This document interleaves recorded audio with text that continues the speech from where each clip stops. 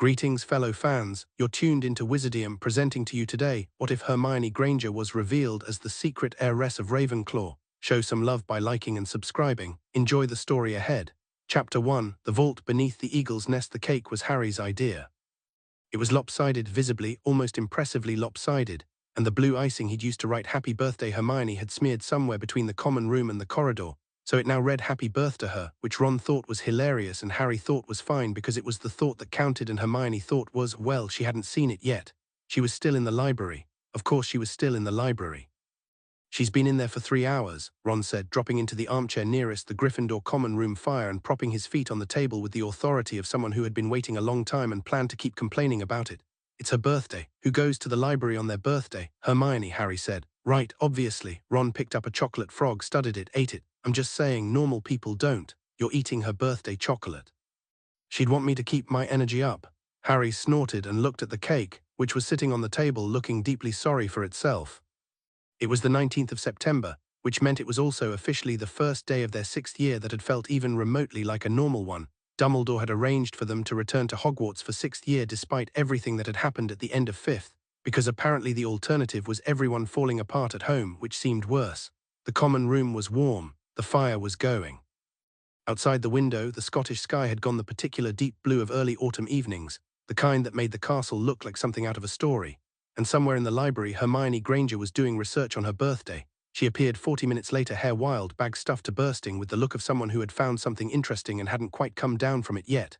You've been in the library, Ron said. Thank you, Ron, for that precise observation. She dropped her bag, looked at the cake, and something warm crossed her face before she could arrange her expression into something more restrained.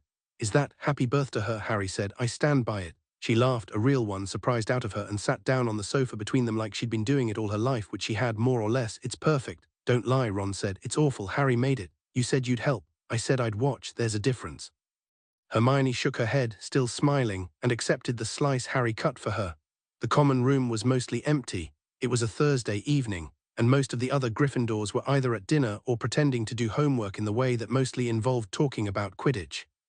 The three of them sat in the particular comfortable quiet of people who don't need to fill silences, and for a little while it was genuinely nice, which felt important in a year when genuinely nice moments were getting harder to find. What were you researching? Harry asked. Hermione looked up from her cake. In the library, you had your I found something face. I don't have an I found something face. You absolutely have an I found something face, Ron said. It's like your regular face but with more forehead. She touched her forehead automatically, which made Ron grin. I was looking at Found-era magical architecture, she said, specifically about how Rowena Ravenclaw designed the wards in the East Tower. There's almost nothing written about it. Hogwarts, a history barely touches on it, which is unusual because Bathilda Bagshot was usually thorough to the point of redundancy, and I was trying to cross-reference with Slinkard's Pre-Ministry Enchantments and Oliphant's A Study of Foundational Magic. And there are these gaps that don't quite. She paused, glanced at their faces. You don't care about this. We care about you, Harry said diplomatically. Which is different, Ron added. She smiled again, softer this time. Happy birthday to me. They stayed up another hour eating the cake, talking about nothing important. Quidditch tryouts, a particularly brutal Snape assignment, the rumor that Lavender Brown had hexed a 5th year for looking at her owl wrong. And it was the kind of evening that Hermione stored carefully, the way she stored everything she valued, precisely catalogued against future need. She didn't mention that the gaps in the Founder literature had been bothering her for 3 weeks. She didn't mention that they seemed to cluster specifically around one date, the 19th of September. The feeling started at midnight. Hermione was alone in the 6th year girls' dormitory. Her roommates were still downstairs, the sounds of their conversation drifting up through the floorboards, familiar and distant at once, lying in bed with a book open on her chest and not reading it. She'd been drifting towards sleep for 20 minutes when something in the air of the castle shifted. It wasn't a sound. It wasn't a sensation she had words for exactly. It was more like when you've been reading in a quiet room and someone in the next room stops moving, that sudden, specific quality of attention, the way the silence itself becomes aware. Hermione sat up, the book slid off her chest. She caught it without looking, set it aside, and stayed very still for 5 seconds while her brain ran through the rational explanations. The castle settling, the wards cycling, a ghost drifting through a nearby wall. Hogwarts was old enough and alive enough that it made sounds and movements that didn't always have immediate explanations. That was normal. What was not normal was the warmth. It started in her sternum, not temperature exactly, more like resonance, like a tuning fork vibrating at a frequency she'd never heard before but somehow recognized. It moved outward through her ribs and down her arms to her fingertips, and when she looked at her hands in the dark of the dormitory, they looked exactly the same as always, which was somehow the strangest part. She was out of bed and reaching for her wand and her dressing gown before she'd consciously decided to move. The dormitory door opened without a sound. The stairs to the common room were dark, lit only by the banked embers of the fire, and the common room itself was empty. Her roommates must have gone to bed while she was lying there half asleep. Hermione crossed the room without making a sound, which was a skill she developed out of long necessity during late-night study sessions, and stood at the portrait hole. Then she stopped, because the portrait hole was not where she needed to go. She didn't know how she knew that. It wasn't information that arrived in words, it was more directional, more physical, like the way you can feel the sun on your face even with your eyes closed. She turned slowly and looked at the far corner of the common room. There was a tapestry there she'd looked at 1,000 times. It showed Godric Gryffindor and Rowena Ravenclaw seated at a table covered in scrolls, apparently deep in argument about something. Gryffindor was gesturing broadly. Ravenclaw had the expression of someone who has already won the argument and is simply waiting for the other person to catch up. Hermione had always liked that tapestry. She crossed toward it now, wand out, not casting anything yet, just holding it the way you hold something familiar when the world gets strange. The warmth in her chest was stronger near the tapestry, directional now, like a compass needle finding north. She touched the edge of the tapestry with her free hand. The stone behind it moved. Not loudly, there was no dramatic grinding, no cinematic rumble. The stone simply rearranged itself the way blocks of sand settle in water, and a gap appeared that was exactly wide enough for one person to walk through if they didn't mind turning sideways. Cool air came through it, carrying the smell of old stone and something else, something dry and electric like the air before a lightning strike. Hermione looked at it for exactly 4 seconds, then she went through. The passage was narrow and went down, a staircase cut directly into the bedrock beneath the castle, older than the tower above it, older than almost anything she'd ever touched. The stones underfoot were worn smooth by use long since ceased, and the walls on either side were carved with a pattern she recognized after the third step. Interlocked rings, the old founder's mark, the one used in the pre-ministry period to indicate a space of protected learning. She'd seen it in illustrations. Seeing it here, real and continuous beneath her fingertips as she descended, was something different entirely. Her wand lit the way, lumos quiet and white, and she counted the steps automatically. 53. That put her well beneath the castle's foundation, in the bedrock itself, in a space that should not exist according to any architectural survey she'd ever read. The staircase ended in a door. It was not an impressive door, which was somehow more impressive than if it had been. It was plain oak, iron-banded, with no lock she could see and no handle. There was only a single word carved into the lintel above it, in runic script that predated standard magical notation by several centuries. Hermione translated it automatically, the way she translated everything. Return. She stood in front of the door for a long moment, then she pressed her palm flat against the wood. The warmth in her chest, which had been building steadily since the dormitory, which had been getting harder to ignore with every step, surged, and the door opened. The room beyond was not large. It was roughly circular, carved from the same bedrock as the passage, with a ceiling high enough that her wandlight couldn't quite reach it. The walls were lined with shelves, not of books exactly, but of things. Small objects in glass cases, rolled scrolls sealed with wax that had never cracked, instruments whose purposes she couldn't immediately identify but whose elegant construction made her fingers itch. In the center of the room was a single stone table, and on the table were 3 objects. The first was a book. Or something that had been a book. It was bound in material she didn't recognize, deep blue and faintly iridescent, and it was thick enough to contain years of work. The clasp holding it shut was silver, fashioned in the shape of an eagle in flight. The second was a tiara, not the lost diadem she knew that one from descriptions, and this was different, smaller and more personal, set with sapphires in a pattern that echoed the interlocked rings on the walls. It sat on a velvet cushion that was still impossibly unfaded. The third was a stone, palm-sized, dark, with a surface that seemed to move when she looked at it directly but went still when she looked away. A memory stone. She'd read about them. She'd never seen one.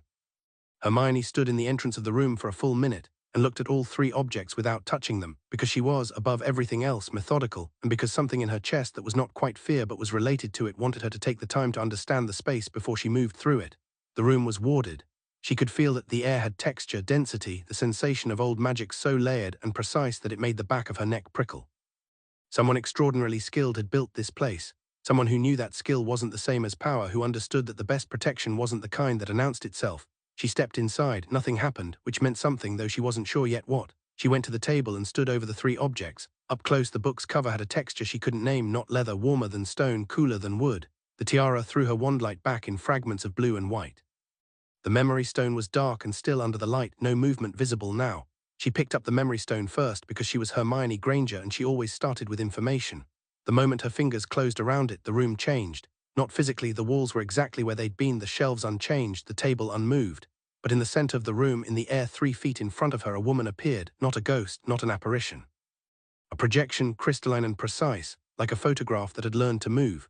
She was tall, sharp-featured, with dark hair dressed in the style of a millennium ago, and robes that were simultaneously simpler and finer than anything Hermione had seen in the portraits upstairs. She stood with the particular stillness of someone who has had decades to get comfortable with the fact that they are the cleverest person in any room they enter. Hermione recognized the expression. She'd been told often enough that she wore it herself. The woman spoke. Her voice was low and clear and had the slight cadence of an accent that no longer existed anywhere in the world except in recordings like this one. "If you're hearing this," Rowena Ravenclaw said, "then you have come of age and the protection has lifted and you are the last of my blood. I am sorry that you are last. I had hoped there would be more of you by now." A pause. "I am also sorry for the stairs. 53 steps was not how I designed it, but the castle has a sense of humor that did not improve over the years." Hermione's mouth was slightly open. She closed it. "There is much I need to tell you, and the time of a memory stone is not infinite, so I will be concise." Rowena's image moved, not walked, but shifted, the way a flame moves in still air. "You carry my blood. You have always carried it. The protection I placed on this lineage was designed to survive generations, to obscure the bloodline entirely when the carrying of it became dangerous, to scatter my descendants into the world outside magic when the world inside it grew cruel. This was not cowardice. I want you to understand that. It was strategy. I watched what men do to things they believe have value but cannot control. I decided my children would not be those things." A breath. Even recorded, even 1,000 years old, the exhale was precise and deliberate. "The vault you stand in contains my working grimoire, not the texts I published, not the lectures I gave, but the actual record of my thinking, the problems I worked on, the solutions I found that I was not ready to share, the things I was afraid of." A slight pause on that word, like even recorded and dead, she didn't love admitting to it. "You will understand them. You have my mind, girl. You have always had it. The difference is that now you will also have my notes." Hermione looked at the book on the table. "The tiara is a focus," Rowena continued. "Not a decoration. I will not insult you by explaining how to use it. You'll figure it out. That's rather the point." The image flickered, steadied. "What I need you to know, what is most important, above the vault and the grimoire and the bloodline, is this: I made a mistake in my life. I confused intelligence with being right. I was often right, but I was not always correct. And the difference matters more than anything I ever wrote about wards or charms or the theory of foundational magic. My daughter died estranged from me because I was right and she was correct, and I have had 1,000 years of a cold stone room to think about that distinction." The image was fading now at the edges, the way old photographs go. "Do not make my mistake. Being the cleverest person in the room is not the same as being the best one. I built a house for learning and forgot to build it for people. You have people, I think. I can feel it in the stone: loyalty, warmth, something stubborn and red that means a great deal even when it seems like it shouldn't. A faint, unexpected something that might have been a smile. Keep them closer than your books. And when the world tells you that your power is your heritage, remind it and yourself that your power is your choices." The projection collapsed silently into nothing. Hermione stood in the middle of the vault for a long time. The memory stone was warm in her hand. The book on the table hadn't moved. The tiara caught the light from her wand in small, quiet flares of blue. She set the stone down carefully, picked up the tiara, which was lighter than it looked and fit. Of course it fit. She understood that with a kind of resigned certainty, perfectly. Gathered the grimoire under her arm. Looked around the vault one more time at the shelves and their contents, cataloguing automatically, storing the image precisely.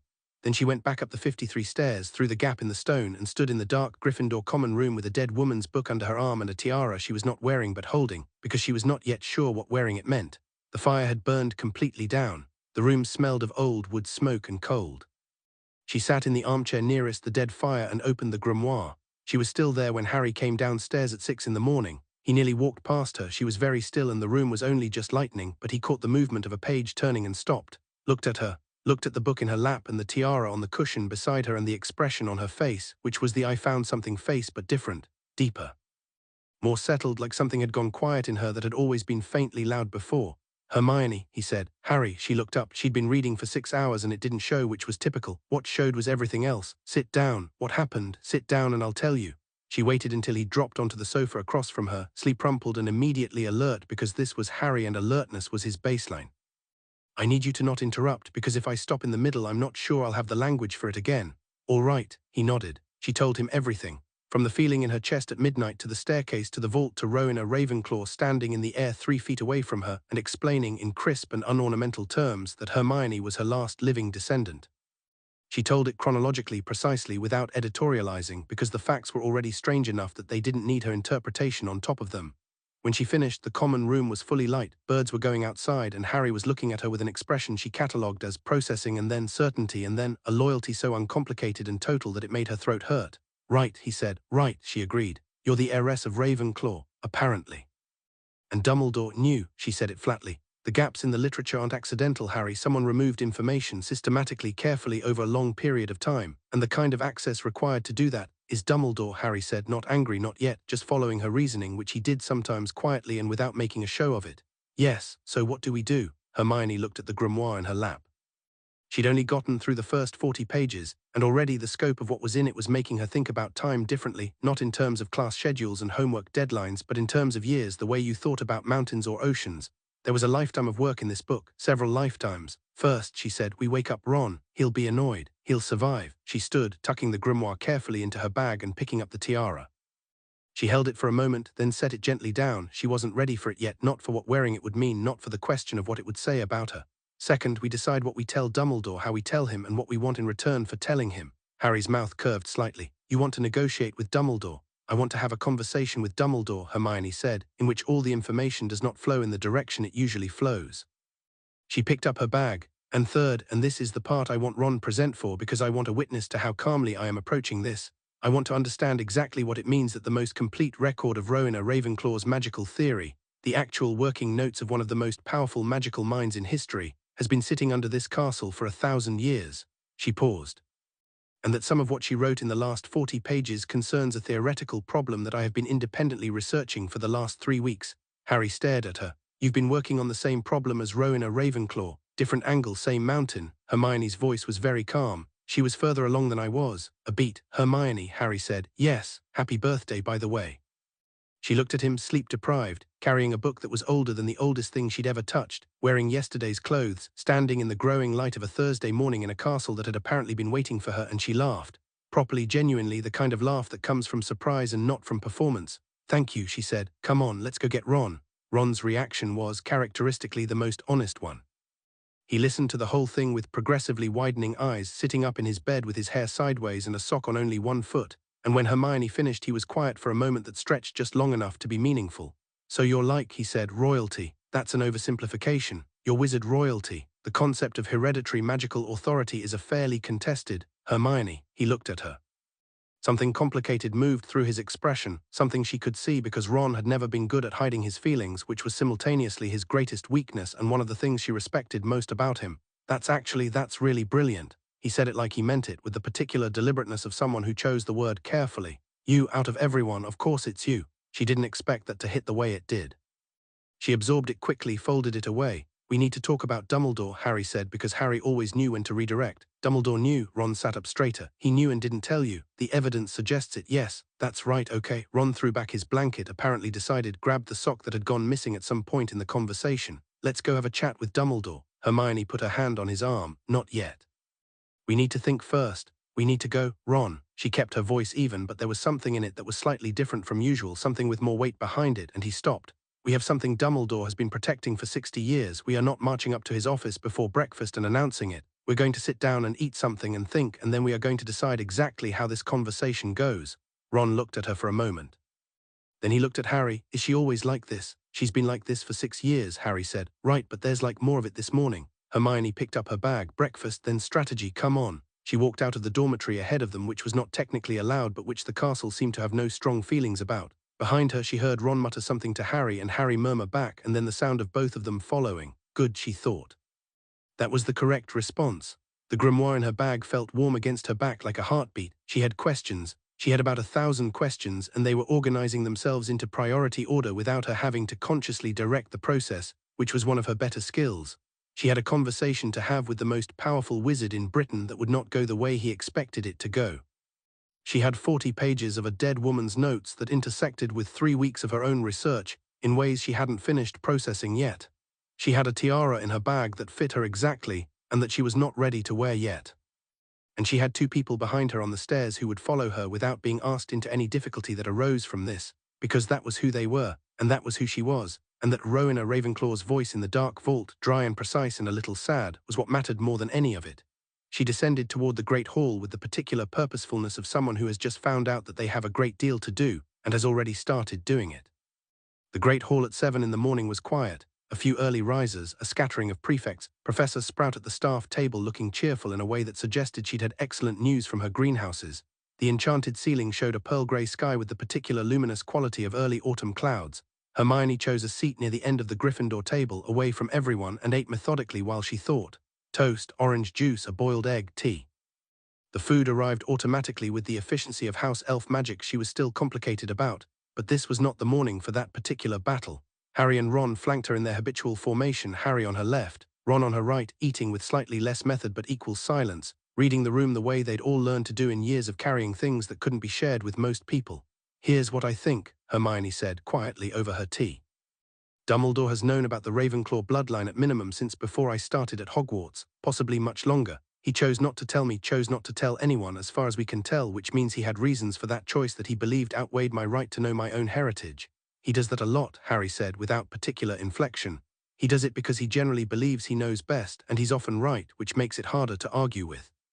But often right is not the same as always right, and the space between those two things is where I live now." She turned her cup in her hands. "The grimoire is the critical piece. Whatever he was protecting, whatever reason he had for keeping this quiet, it connects to what's in that book. I'm almost certain of it." "What did you read in the 40 pages? Hermione was quiet for a moment. Rowena was working on a problem she called anchorage. The theory that a magical being could create a permanent tether between their consciousness and the physical world, not possession, not a ghost's half-life, but a true and stable anchor. She was approaching it from a theoretical direction, exploring the underlying magic that would make it possible." She paused. "She didn't solve it, as far as I can tell from what I've read. But her notes describe the shape of the solution, the principles that would govern it, in enough detail that someone who read them and then worked forward could." She stopped. Ron had put down his fork. "Could what?" "Could understand how it was actually done," she said. "By someone later, by someone who read her notes or independently reached the same theoretical point and then made the critical choice to pursue it." She looked at Harry and she watched him work it out, watched the blood leave his face slightly as he arrived at the same place she had. "The Horcruxes," he said. "The underlying theory," she said. "What Rowena wrote wasn't a how-to. It was a pure theoretical exploration of a possibility, but it's the same possibility. The same magical principle approached from Rowena's direction, which was elegant and comprehensive and ethical in its framing, versus the direction someone else eventually took, which was the opposite of all those things," Ron said. "Yes." The great hall was filling up slowly around them. Hermione kept her voice low, her body language unremarkable, the body language of a girl talking to her friends at breakfast, which she was. "So Dumbledore knows what's in the vault," Harry said. "He knows what's in the vault, and he's been sitting on it. He's been sitting on it. Because if anyone else knew that the theoretical framework for Voldemort's own magic is sitting in a vault under Hogwarts with a bow on it, that vault becomes the most dangerous place in Britain." She set her teacup down, "or the most valuable, depending on who's looking." Ron picked his fork back up, set it down again. "We're in trouble." "We're not in trouble," Hermione said. "We're in a situation which is different. Trouble implies we don't know what's coming. We know exactly what's coming." She picked up her own fork, ate a piece of egg with the composure of someone who has decided that decisions should be made after food and not before. "Dumbledore has been protecting the vault by keeping the bloodline hidden. Now the bloodline protection has lifted, which means the vault can be found by anyone who knows to look for it. The window during which Dumbledore's strategy was effective has just closed." "What does that mean?" Harry asked. "It means," Hermione said, "that Dumbledore needs us now, which is a different conversation than the one he's used to having." She picked up her teacup. "Finish your breakfast," she said. "We have a visit to make." The stone gargoyle outside Dumbledore's office was used to students arriving in states of varying distress, crying, furious, sheepish, injured, occasionally on fire. It was probably not used to a girl of 17 arriving at 7:45 in the morning with two friends at her shoulders, carrying a very old book and a tiara in a bag, looking like she had been awake all night and was perfectly fine about it. "Licorice wand," Hermione said. The gargoyle didn't move. "I know he has a password and I don't know it," she said. "But I also know that he can hear me from up there, and I know he's awake because Albus Dumbledore does not sleep past 6. So," she looked up at the ceiling in the general direction of the headmaster's office. "Professor Dumbledore, I think we should have a conversation before the rest of the school wakes up. I think you'll agree." A pause. The gargoyle stepped aside. Harry glanced at Hermione. She was already moving toward the staircase. "He knew we were coming," Ron muttered. "Of course he did," she said. "He's been expecting this day since before we arrived." The spiral staircase carried them up, and the door at the top was already open, and Albus Dumbledore was standing at his window with his back to them, looking out over the grounds, hands folded behind his back, silver beard over one shoulder, as though he'd been standing there waiting in a very performative way for some time. "Miss Granger," he said. "Mr. Potter, Mr. Weasley." He turned, and his expression was the one that meant he was deciding in real time how much to reveal, the assessment happening behind his eyes like a calculation. "Please sit." "I'd rather stand, Professor," Hermione said pleasantly, "if you don't mind." The calculation in his eyes recalibrated. "Of course," he said. Hermione reached into her bag and set the grimoire on the edge of his desk gently, carefully, with the exact deliberateness of someone placing a card on the table rather than playing it. The tiara she left in the bag. "I found the vault," she said. "Yes," he said. "You knew I would. I knew you would." Not an apology, an acknowledgement. "I've read the beginning of the grimoire." She watched his face. "And I've listened to the memory stone." Something in Dumbledore's expression shifted, not surprise, but the expression of a man who has been holding something in his hands carefully for a very long time and has just been told that someone else can see it too. "Then you understand," he said, "why I kept this private." "I understand why you thought you needed to," she said. "I'm here because I think you were wrong about that. And I think the reason you were wrong is that you made the decision alone, which is a habit you have that I think we should discuss." Silence. Fawkes the Phoenix on his perch made a soft sound. Dumbledore looked at her for a long moment, not the kind of look he gave students, not the fond and slightly patronizing assessment of age looking down at youth, but the kind of look he gave very few people, the kind where the performance drops slightly and the actual person beneath all the twinkle looks out. "Sit down, Hermione," he said. He said it like a man admitting something. She considered it for a moment, then she sat. "Tell me everything," she said, "and this time all of it." The morning light came through the window and lay across the desk between them, across the grimoire she'd placed there, across the space where a year ago the conversation would have gone differently, where she would have waited and hoped and taken what was offered. That girl was still her. She hadn't gone anywhere. But she'd come back from a vault at midnight with a dead woman's voice in her memory saying, "Keep them closer than your books." And she'd come up 53 stairs and across the whole length of a Thursday, and she wasn't waiting anymore. Dumbledore folded his hands on the desk, and he began to talk. Chapter 2, What the Sorting Hat Didn't Say. Dumbledore talked for a long time. He talked the way he did everything, with a kind of careful architecture, each piece placed before the next with the deliberateness of someone who has thought about how this conversation would go for years, and is now discovering that the person across from him did not read the script. He talked about bloodlines and protections, and the long, difficult history of what happened to powerful magical families when the wrong people decided they needed controlling. He talked about Rowena Ravenclaw with a kind of scholar's reverence that Hermione recognized because she felt it herself, a little now in the strange, intimate way you feel reverence for someone whose handwriting you've been reading at 2 in the morning. He did not, she noticed, talk about himself. She let him finish. Took 17 minutes, she tracked it against the grandfather clock in the corner of his office, and when he was done she let the silence sit for 4 full seconds before she spoke. "That's the context," she said. "I'd like the timeline." Dumbledore looked at her. "When did you find out?" She clarified specifically. Another pause. Fawkes ruffled his feathers on his perch. Ron, in the chair to her left, shifted almost imperceptibly. She felt it more than saw it, the way you feel weather changing. "I found the passage beneath the Ravenclaw common room in my second year as a teacher," Dumbledore said. "I could not open the vault. I understood what I had found because I had read enough of the obscured literature to know what to look for, but I could not access it, and I understood that I was not meant to." He looked at her over his half-moon glasses. "I spent the following decade researching the bloodline protection. It is extraordinarily well designed, Rowena's own work, as you now know.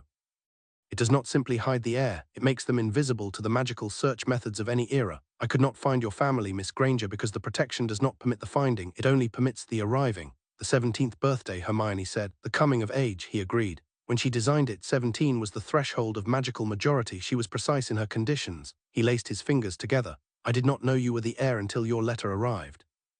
Hermione went still. "My Hogwarts letter. When a Muggle-born witch or wizard demonstrates sufficient magical ability, the Hogwarts detection enchantment records their name. The moment your name appeared on the roll, September 19th, 1979, a secondary inscription appeared beside it. One that only I could see because I am headmaster and because Rowena built a notification into the wards that was meant for whoever held the position." He met her eyes steadily. "A small rune. The founder's mark. I have known since before you were a student here, Hermione. I knew when you were 2 years old." The room was very quiet. "You knew," Harry said, and he said it with a kind of flat, stripped simplicity that was more pointed than anger, "for her entire life." "Yes, and you didn't. You just..." "Why?" Ron hadn't moved, but something in him had gotten more upright, the way Ron got when he was genuinely bewildered by something rather than just unhappy about it. "She had a right to know that. Didn't she have a right to know that?" "She did," Dumbledore said, without defending himself, which was almost more disconcerting than if he had. "The decision I made was not that she didn't have the right to know. The decision I made was that the right to know was outweighed by the risk of knowing. That this," he nodded toward the grimoire on his desk, "finding its way into the wrong hands, being used to guide someone toward what Rowena was working on, was a danger I could not allow." He looked at Hermione again. "I told myself that you would find it when the time came, that the vault would open and you would be ready. But you didn't tell me to be ready," she said. "No, so I found it alone, at midnight, on the first available night after my 17th birthday." She kept her voice perfectly even, without any preparation, without any context, without knowing what I was walking into or what the magic would feel like or what I'd find at the bottom of 53 stairs in the dark. Dumbledore held her gaze. Yes, and you're going to tell me, she said, that was because you were protecting me, and I'm going to tell you that it was actually because you were protecting the information and you confused those two things, and I think you know I'm right. The clock ticked. Fawkes made another soft sound, almost musical, almost rueful. Dumbledore unfolded his hands. You are right, he said. I am sorry, Hermione, genuinely, without qualification. She looked at him for a moment. She was 17 years old and she had met maybe 4 people in her life who said sorry and meant it cleanly, without scaffolding, without the self-pity that turns an apology into a performance. Dumbledore apparently was one of them, which complicated things in the specific way that finding redeeming qualities in someone who has disappointed you always complicates things. All right, she said, then let's move forward. Harry turned to look at her. She could feel it, the slight recalibration, the recognition that she'd been angrier than she'd shown and had now decided to put the anger somewhere useful. The bloodline protection has lifted, she said. Which means anyone who knew to look for it, who knew that the vault exists, now has a window to find it. How many people knew? I have been very careful, Dumbledore said. Myself, Alastor Moody, who was told because I needed someone who could monitor for approaches to the vault without triggering the protections, and he stopped and something crossed his face. And Tom knew, theoretically. He read extensively in the suppressed literature enough to know that a vault likely existed, that a bloodline was hidden. He did not know where, he did not know who.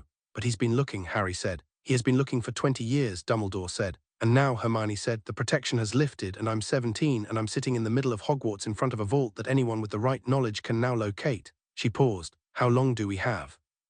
Dumbledore was quiet for a moment. It was the quiet of a man doing precise calculations. The vault's location is still protected by Hogwarts' own wards, which are under my control. Within the castle you're safe. The concern is public knowledge. The moment it becomes widely known that the heir has come of age, that the bloodline protection has lifted, everyone starts moving, Harry finished. Everyone starts moving, Dumbledore agreed. Hermione looked at the grimoire on the desk. She thought about 40 pages of Rowena's cramped, precise handwriting. The way the mathematics underlying the anchoring theory was so clean it was almost musical. The way it reminded her of her own notes in the margins of her textbooks. The same instinct working from the same direction with 1,000 years of separation. She thought about what happened when the wrong people got their hands on a framework for making something permanent and indestructible, and what the wrong people who were already pursuing that framework would do for access to notes that advanced the theory by several hundred years. Then we have limited time before this becomes uncontainable, she said, which means I need to read the rest of the grimoire, quickly.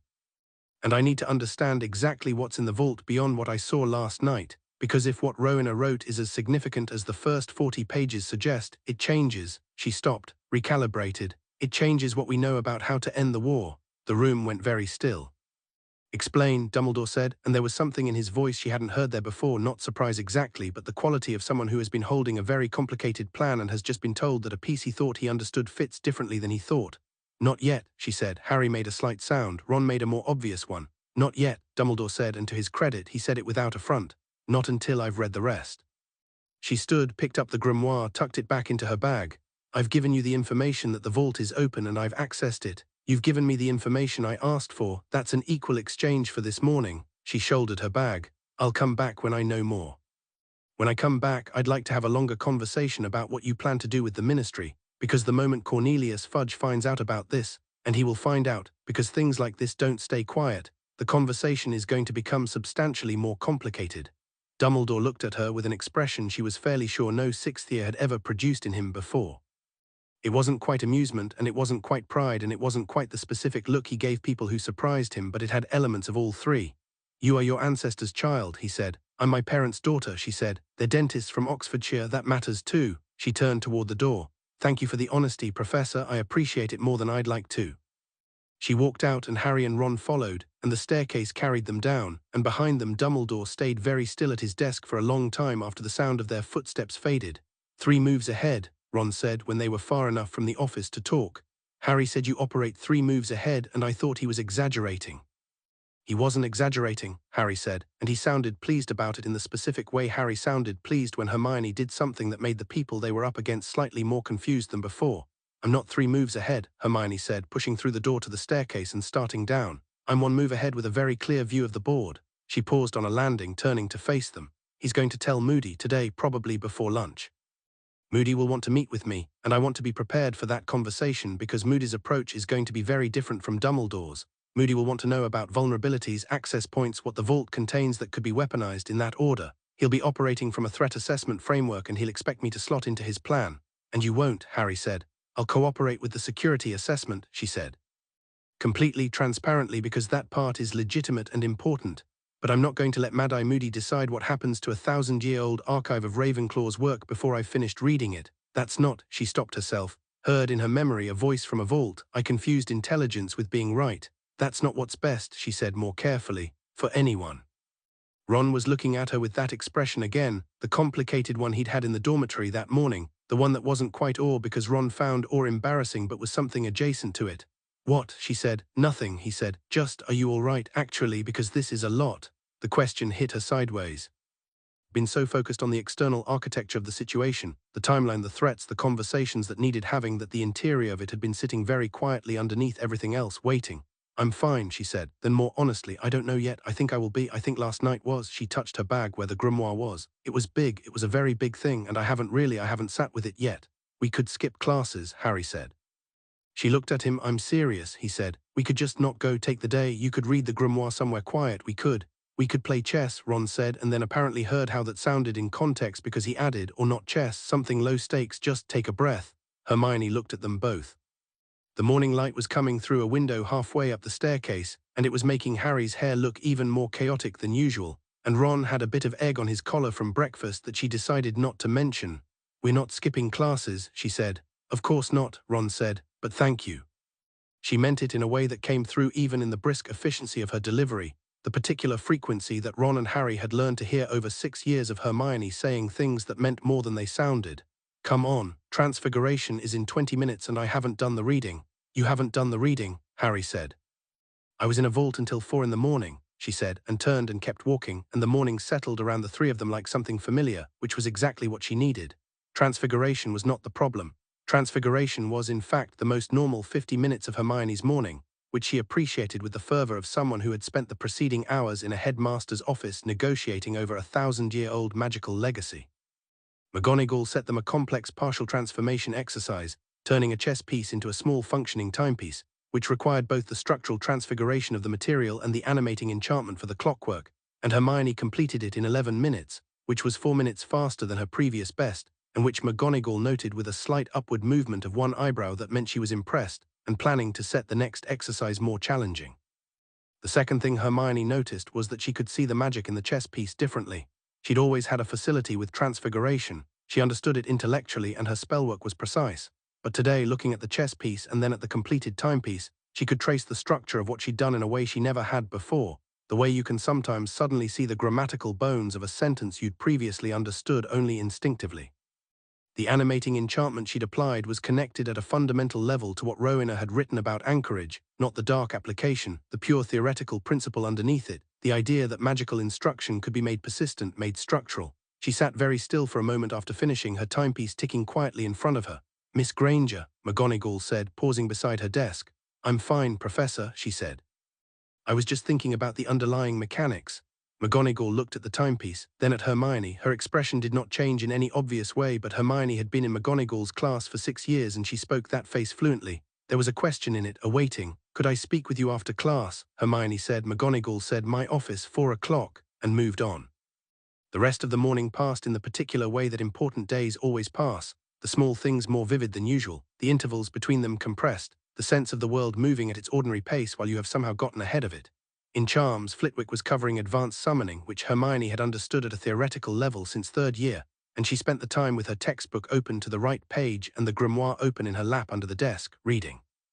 The next 40 pages after what she'd covered last night were Rowena's early theoretical work, the foundational principles of what she called structural enchantment, the magic of making things persist, the difference between a charm that lasts because you keep casting it, and one that lasts because it has been woven into the nature of the thing itself. It was extraordinary. Not in the way that impressive academic work is extraordinary.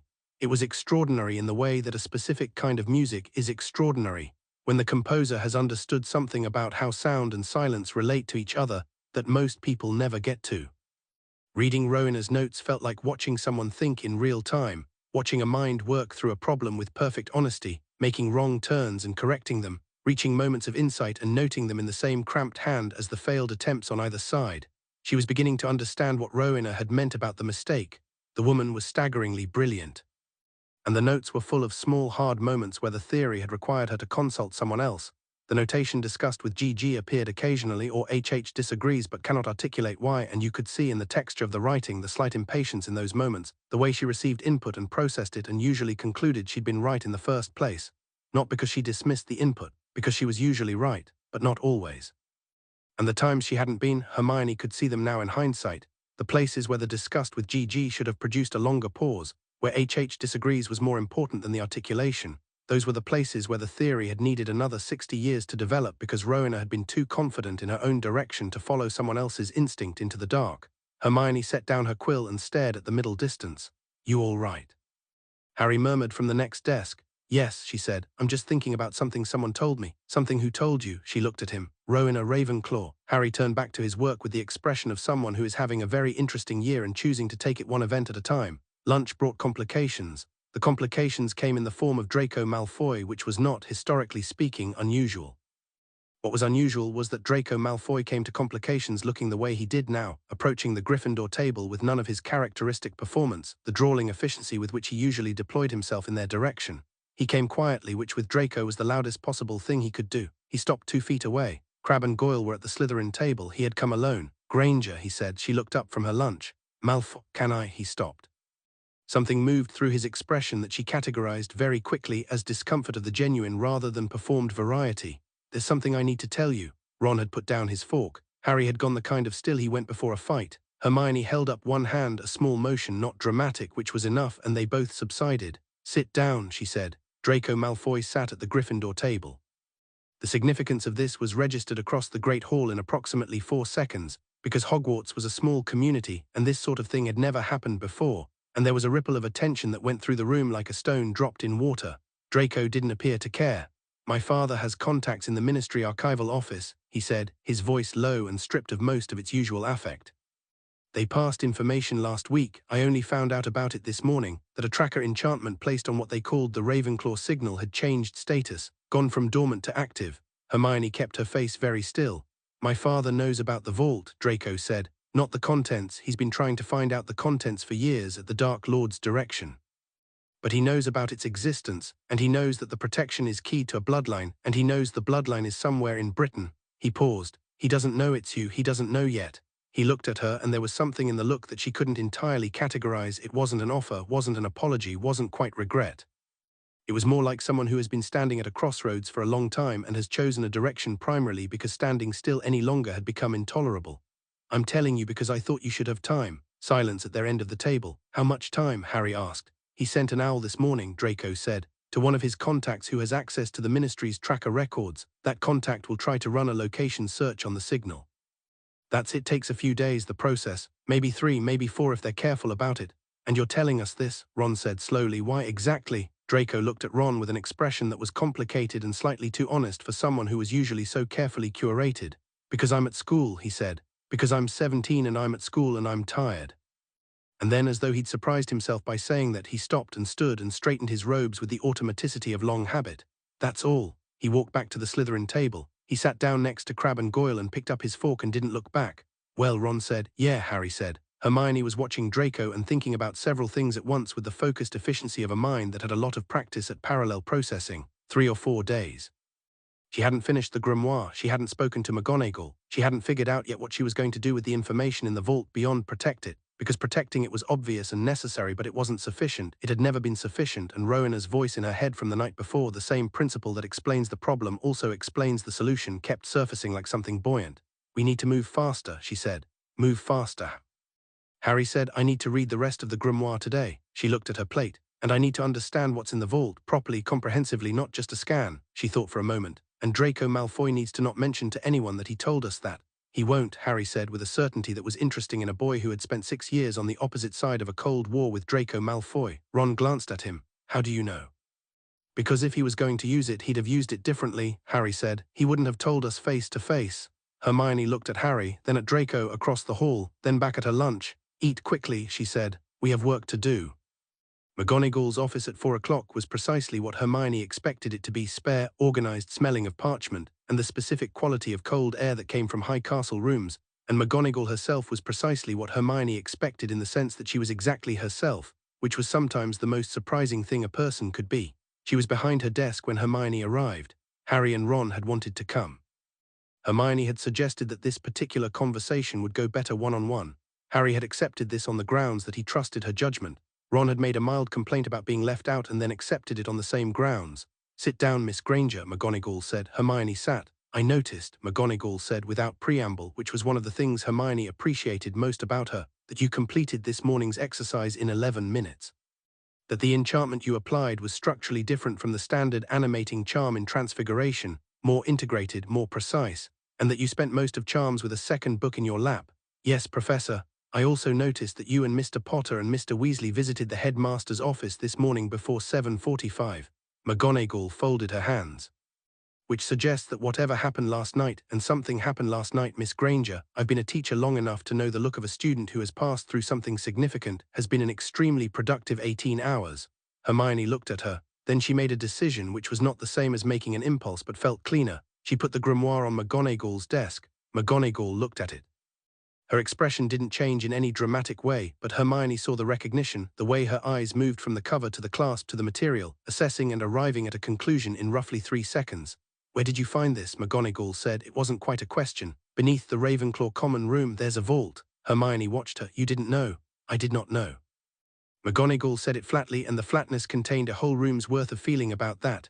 "Dumbledore knew." "Yes." A pause. "Of course he did," McGonagall said in the tone of someone who is not surprised and is angry at themselves for not being surprised. She looked at the grimoire. "May I?" "Yes." McGonagall opened the grimoire to the first page. "Read the opening notation in Rowena's hand, the date, the signature, the single line that served as a preface. These are my actual thoughts, distinguished from my public ones by the fact that I have not decided yet which of them are wrong." McGonagall was silent for a moment. "This is genuine," she said. "Yes, and you're the—" McGonagall looked up from the book. She looked at Hermione the way she'd looked at her in that first Transfiguration lesson 6 years ago, when an 11-year-old girl had turned a match into a needle not just correctly but beautifully, the needle perfectly formed and polished, and McGonagall had seen something in it. She was looking at Hermione the way she'd looked then, except the 6 years were in her expression too, the accumulation of evidence, the pattern she'd apparently been watching form. "You're the heir." "Apparently," Hermione said. McGonagall was quiet for a moment that had a very specific weight. "Your parents are Muggle," Hermione said. "The bloodline protection scattered the family into the non-magical world over generations. I'm the first magical child in my family, and Rowena said it was designed to survive generations of persecution. I don't know how many, several." "And you've always been better at this than made sense." "Yes," Hermione said, and she said it without false modesty or excessive pride because both would have been dishonest. "Not because I was carrying Rowena's specific knowledge, but the grimoire suggests that the bloodline carries something more like a shape of intelligence. The way problems look to me, the connections I make, the particular angle I approach magic from." She paused. "It was mine, it's still mine, it's just also hers." McGonagall closed the grimoire carefully, set it on the desk, pressed her lips together in that specific way that meant she was arranging what she was going to say. "Hermione," she said. She used the first name the way she always did, sparingly, precisely, so that it landed properly. "The Ministry will find out. It is my experience that the Ministry finds out about everything of significance, generally at the worst possible time and with the worst possible framing. When they do, there will be considerable pressure on you, on this school, on the headmaster, to manage this in their interests rather than yours."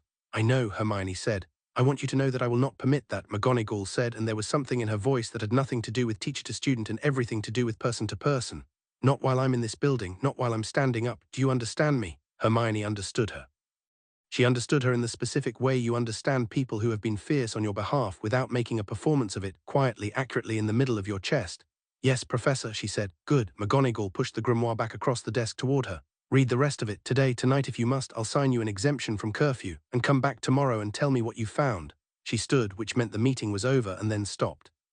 "One more thing." Hermione looked up. "The sorting hat," McGonagall said. Hermione went still. "Every year before sorting," McGonagall said, "the hat spends the summer with the new Hogwarts register. It maps the incoming students, their affinities, their tendencies. For most students this is a reasonably straightforward exercise." She paused. "Your year, the hat requested a second consultation with the headmaster before the sorting. Albus told me it was administrative, a correction to the register. I accepted that." She looked at Hermione. "I should have pushed harder for the truth of it. What the hat told him was that it had sorted you for Gryffindor, and then read the secondary designation that the founder's mark produces in a bloodline heir, and discovered it could not in good conscience place you in any single house because you did not belong to any single house." McGonagall's voice was steady, precise. "The hat's assessment was that you were not of Gryffindor or Ravenclaw or any of the houses. You were above the division. Heirs of founders exist outside the system of division because they are the origin of it, not its product. The office was very quiet. The hat put me in Gryffindor anyway, Hermione said. The hat put you in Gryffindor because Dumbledore asked it to, and because you yourself strongly preferred it, and because it judged that belonging to a house would be better for a 12-year-old girl than belonging to none. McGonagall met her eyes. It was probably right, but you deserve to know. Hermione thought about 6 years of desperately wanting to be part of Gryffindor, of wanting the belonging with a ferocity she'd been too proud to fully admit to herself. She thought about what it would have meant to find out at 11 that she was somehow outside the category. She thought about Rowena's voice saying keep them closer than your books. The hat was right, she said, and so were you just now for telling me. McGonagall nodded once. 4 o'clock tomorrow, she said. Don't be late. She read until 2 in the morning. Harry and Ron had stayed up with her until midnight, Ron falling asleep in the armchair by the fire in the specific way he fell asleep, gradually and then all at once, his head tipping sideways onto his shoulder in a way that would give him a crick in his neck in the morning. Harry lasting longer, reading his own potions text with determined focus until his eyes started closing in a way he clearly thought wasn't obvious. She'd sent them both to bed with a quiet firmness that was more warmth than authority, the way you tell people you love to take care of themselves when you're planning to stay up. The grimoire was 743 pages long. She was on page 412 when she found it. It was in a section Rowena had titled simply The Problem of Permanence, and it was the section where everything that had been theoretical became specific. The anchorage theory, developed through the preceding 300 pages into something precise and elegant, was here brought to a point, a method by which a consciousness could survive the death of the body, not through possession, not through the half-life of a ghost, but through structural embedding in a physical object, a magical anchor that would preserve the essential self as long as the anchor survived. It was exactly what Voldemort had done with his Horcruxes. Except that Rowena, having described the method in the abstract, had then spent 30 pages working out why it was wrong, not ethically wrong, though she had strong and articulate opinions on that too, but structurally, mathematically wrong. The method worked, but it was an incomplete solution because it preserved the self without preserving the integrity of the self. Each division of consciousness, each anchor, degraded the original in ways that were not immediately apparent but became catastrophic over time. She had noted this in the margins of her own work. The anchor is stable. The thing anchored becomes progressively less than itself with each division. This is not survival. This is a very slow and thorough form of losing. And then on page 430, Rowena had written something different. She'd written the reverse problem. Not how to preserve a fragment, how to destroy the anchor absolutely, so completely that the embedded consciousness could not survive it. Not through physical destruction of the object, she'd noted that as insufficient, that mere physical destruction left the magical matrix intact at a structural level, but through a targeted disruption of the structural enchantment itself, a counterworking that unwound the anchorage from the inside. Hermione read the page 3 times, then the preceding 5 pages. Then the page again. Then she sat back and stared at the fire which had burned very low, and the common room was empty and dark except for the glow of the embers and the lumos on her wand. She knew how to destroy a Horcrux, not break it, not remove the magic by brute force, destroy the anchoring structure entirely, permanently, so that nothing of what was embedded could reconstruct itself. She knew how, and Rowena had written it down clearly enough that she could learn to do it in. She thought about it carefully, being honest with herself about her current skill level, and the rate at which she was absorbing the grimoire's earlier lessons. 2 weeks, maybe 3, she set down her quill. Outside, the Scottish sky had gone the deep blue-black of late night, and somewhere in the castle there were ghosts drifting through walls and a headmaster in his tower probably awake too, and a dead woman's voice in her memory saying, "Do not make my mistake," and 3 days before Lucius Malfoy's contact finished a location search that would narrow the field. She closed the grimoire, picked up the tiara from where she'd set it on the table beside her. Held it for a long moment in both hands, feeling the weight of it, the slight warmth that came from 400-year-old sapphires and 1,000 years of waiting. She set it on her head. The magic that moved through her was nothing like she expected, not a surge, not a rush, not the dramatic expansion of a power switching on. It was quieter than that. It was more like finally having the right glasses, the world not changed, but suddenly in perfect focus. The fire's glow resolved into patterns she could read. The wards of the castle were not just present, but visible. The deep structural enchantments Rowena had built into the bedrock of this place, the layered and brilliant mathematics of what it meant to protect a school for 1,000 years. She sat in the chair with the tiara on and looked at the sleeping common room and felt, for the first time, like she was not a visitor in this world, like she was native to it. Like she had always been native to it, and now she had the evidence. Tomorrow she would talk to McGonagall. Tomorrow she would figure out Lucius Malfoy's timeline and work out how to compress her own. Tomorrow she would need to have a longer conversation with Dumbledore about what Rowena had written, and what it meant for the war and what they were going to do about it. Tonight she sat in the quiet of the common room with a 1,000-year-old tiara on her head and let herself feel fully and without diminishment what it was to know something important. She was the last heir of Rowena Ravenclaw. She knew how to end this war. She was 17 years old and she was not afraid of any of it. The fire crackled once, settling, and the castle was very still around her. She reached for the grimoire. She had 300 pages left. Chapter 3. The eagle flies. The tiara stayed on her head for the rest of the night. She didn't plan it that way. She'd meant to take it off after a few minutes, to put it carefully back in her bag and treat it with the same methodical caution she'd applied to everything else since midnight the previous night.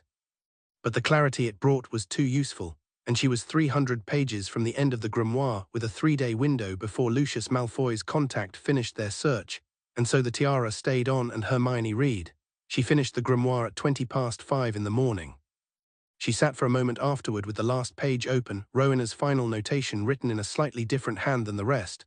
Older, the letters more deliberate, the ink a different shade, written years after the preceding entry. It said simply, "I think I have been more afraid of being wrong than of being cruel. I am working to correct this. It is harder than the magic." Hermione closed the book. She took the tiara off carefully, held it for a moment, then wrapped it in her scarf and put it in her bag next to the grimoire. Her head felt strange without it, not empty exactly, more like the difference between looking at a landscape and looking at a map of the same landscape. Both accurate, different information density. She had a headache, which was entirely fair. She had 45 minutes before the castle woke up, and she used them sitting very still in the chair by the dead fire, not reading, not writing, just letting everything she'd absorbed in the last 18 hours settle into the architecture of her thinking, the way sediment settles in still water. This was something she did that people who knew her only casually would have been surprised by. The assumption was that Hermione Granger processed information by engaging with it loudly and continuously. The truth was that her best thinking happened in silence, when she stopped doing and let the work sort itself. By the time the first sounds of the castle waking filtered down through the floors, distant footsteps, a door, the particular creak of the boys' staircase that meant Ron was up, she had a plan. It wasn't complete. It had significant gaps, and it was going to require people she hadn't yet spoken to, and it depended on several variables she couldn't fully control. But the shape of it was there, clear and solid, and it was hers in the way that plans you build from the foundation up are always yours. Ron came down the stairs looking approximately 70% asleep. He saw her in the chair and stopped. "Did you sleep?" "No." "Did you finish it?" "Yes." He crossed the room, dropped into the sofa across from her, looked at her with the particular focused concern of someone whose own brain was still warming up but whose instincts were always running. "And I know things," she said, "important things. I need Harry." "Harry's," a sound from the staircase. Harry appeared, already dressed, because Harry was occasionally a morning person in a way that still surprised her after 6 years. He looked at Hermione in the chair and the dead fire and did the same rapid assessment Ron had done. "You didn't sleep," Harry said. "We've established that," Ron said. "Sit down," Hermione said. "Both of you, I need to tell you something and I need to tell it properly." They sat. The common room was still empty. It would be another 20 minutes before the general population of Gryffindor Tower started moving. Outside the windows, the sky was the particular bruised purple of very early morning, the hills of Scotland dark against it. "Rowena was working on a theory of permanent magical anchoring," Hermione said. "I told you that yesterday. What I didn't tell you, what I didn't know yet, is that the full theory, developed over 700 pages of working notes, is a complete and functional description of the magic underlying Horcruxes." Harry was very still. "Not a how-to," she said immediately, "not a recipe, a theoretical framework." She was exploring the pure mathematics of consciousness preservation, not the application. But the application follows from the theory the way a building follows from a blueprint. She paused. She also worked out the reversal. "The reversal," Harry said, "the method by which the anchoring structure can be destroyed completely, not broken, not damaged, but undone at the level of the enchantment itself. The way you unbake a cake is not possible, but the way you unknit a sweater is if you find the right thread." She looked at Harry directly. "I know how to destroy a Horcrux, Harry, not with a basilisk fang, not with fiendfire, cleanly, permanently, without destroying the vessel." The silence was the specific kind that meant both of them were doing calculations. "All of them," Ron said. "In principle, all of them," she said. "I'd need to practice. I'd need to learn the counterworking and get it to a sufficient level of precision, which takes time. But the method is sound. Rowena's mathematics don't have errors. I checked them 3 times, and the time required is not." She stopped herself from being falsely optimistic and replaced it with accuracy. "It's not nothing. But it's not years either." "How long?" Harry said. 2 weeks to learn, maybe less." She held his gaze. "But we have 3 days before Lucius Malfoy's contact finishes the location search, which means in 3 days the vault becomes findable and the grimoire becomes the most contested object in Britain, which means I need to make it so that it doesn't matter." Ron frowned. "How do you make it not matter?" "By making it so the information is already in use," Hermione said. "If I've already learned it fully, functionally, then the grimoire is evidence, not weapon, historical, not operational." She paused. "And there's the other problem, the ministry. What are they going to do? Harry said. What they always do, try to manage it. She thought about Draco's face at the lunch table, the stripped quality of his voice when he'd said, "I'm tired."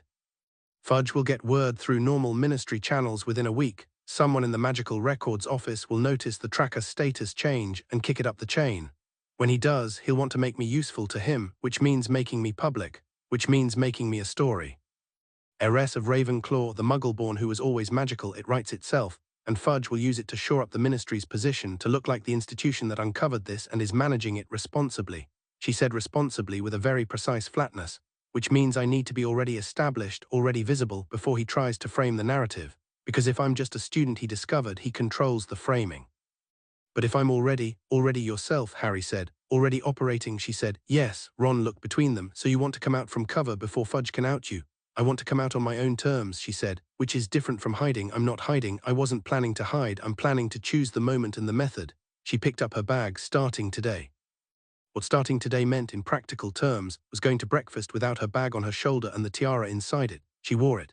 She hadn't planned to, or rather, she'd planned to consider it and had considered it during the 45 minutes of quiet thinking before Ron came downstairs, and she'd arrived at the conclusion that carrying something of this significance in a bag was a form of hiding it, and she'd made her position on hiding clear to herself in the small hours of the morning. The tiara was not ostentatious. It was elegant, small, set with sapphires that caught light without demanding it. In terms of pure aesthetic, it was not so different from the sort of thing a very formal person might wear to a special occasion. On Hermione's head, with her hair its usual complicated self and her Hogwarts uniform and the dark circles of someone who'd been awake for 30 hours, it looked, Harry said, when he saw her come out of the bathroom, like it belonged there. You're wearing it, Ron observed.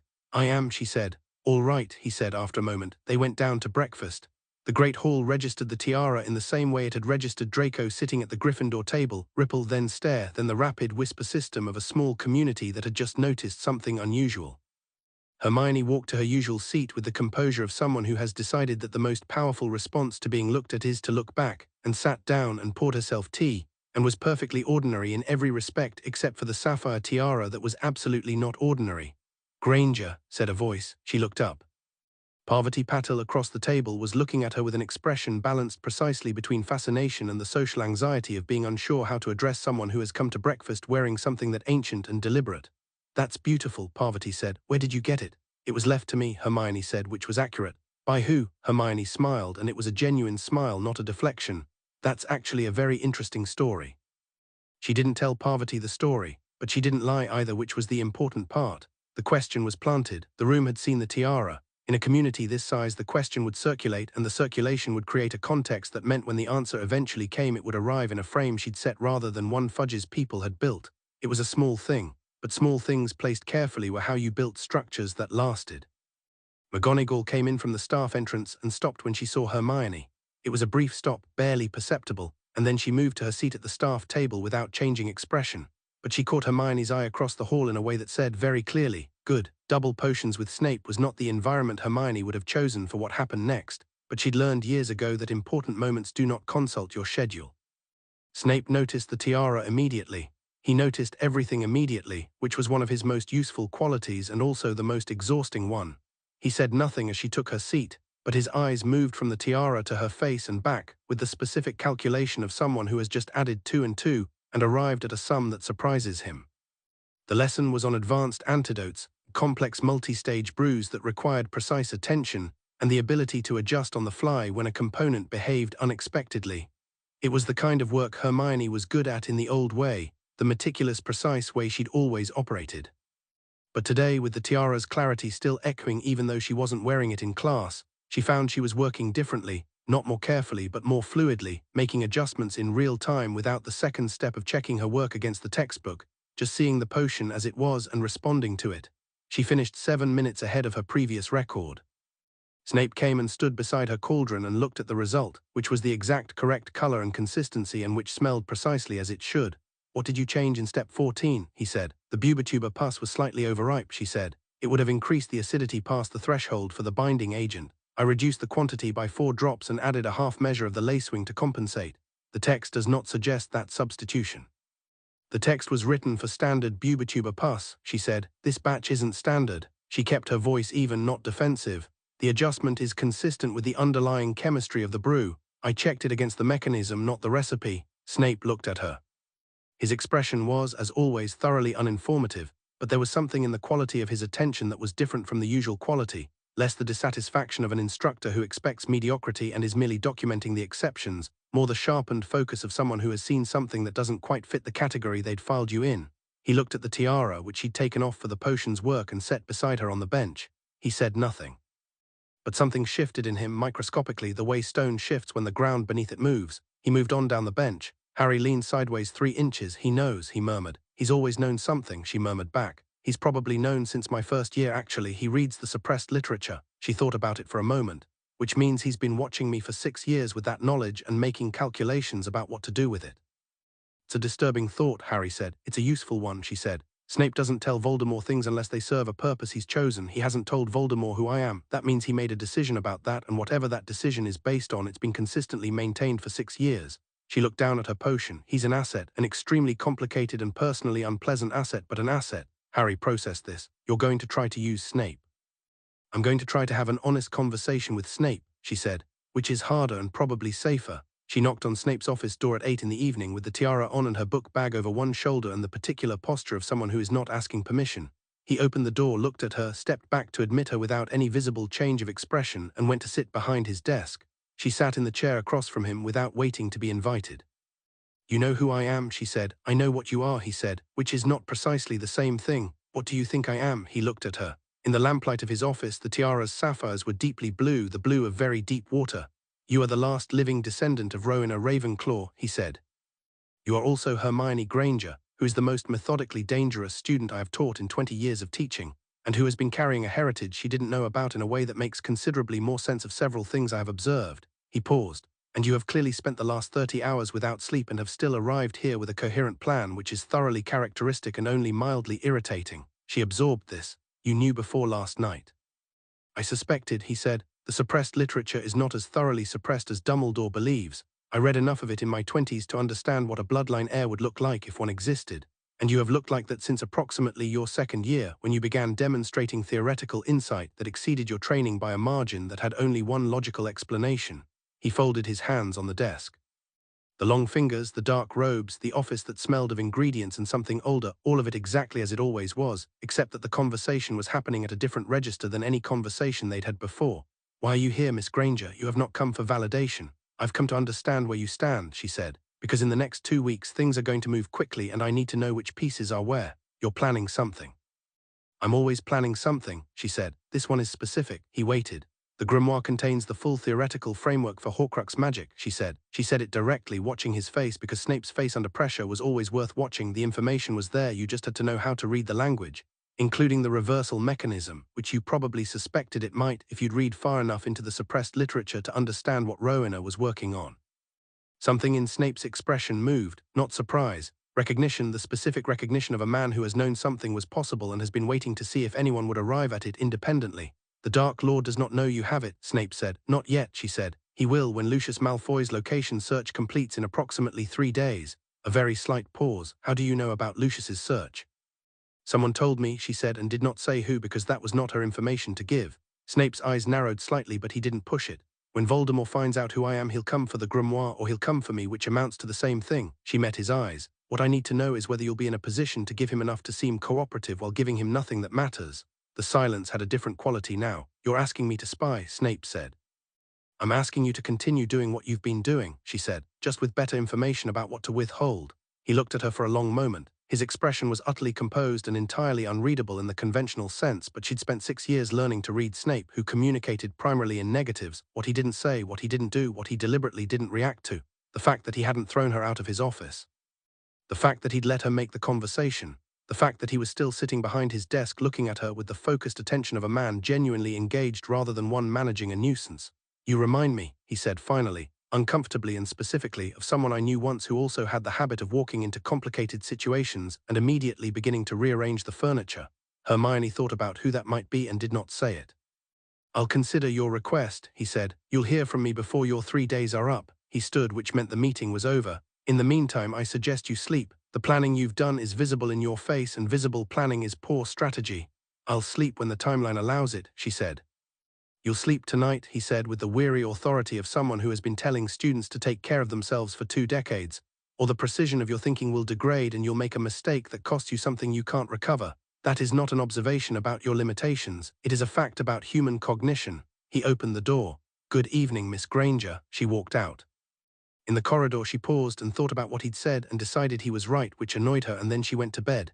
She slept for 11 hours. She woke up to the sound of rain against the dormitory window and the knowledge that she'd lost a morning, which she immediately reorganized her timeline to accommodate, because that was what you did with lost time. You didn't mourn it, you adjusted. It was Saturday.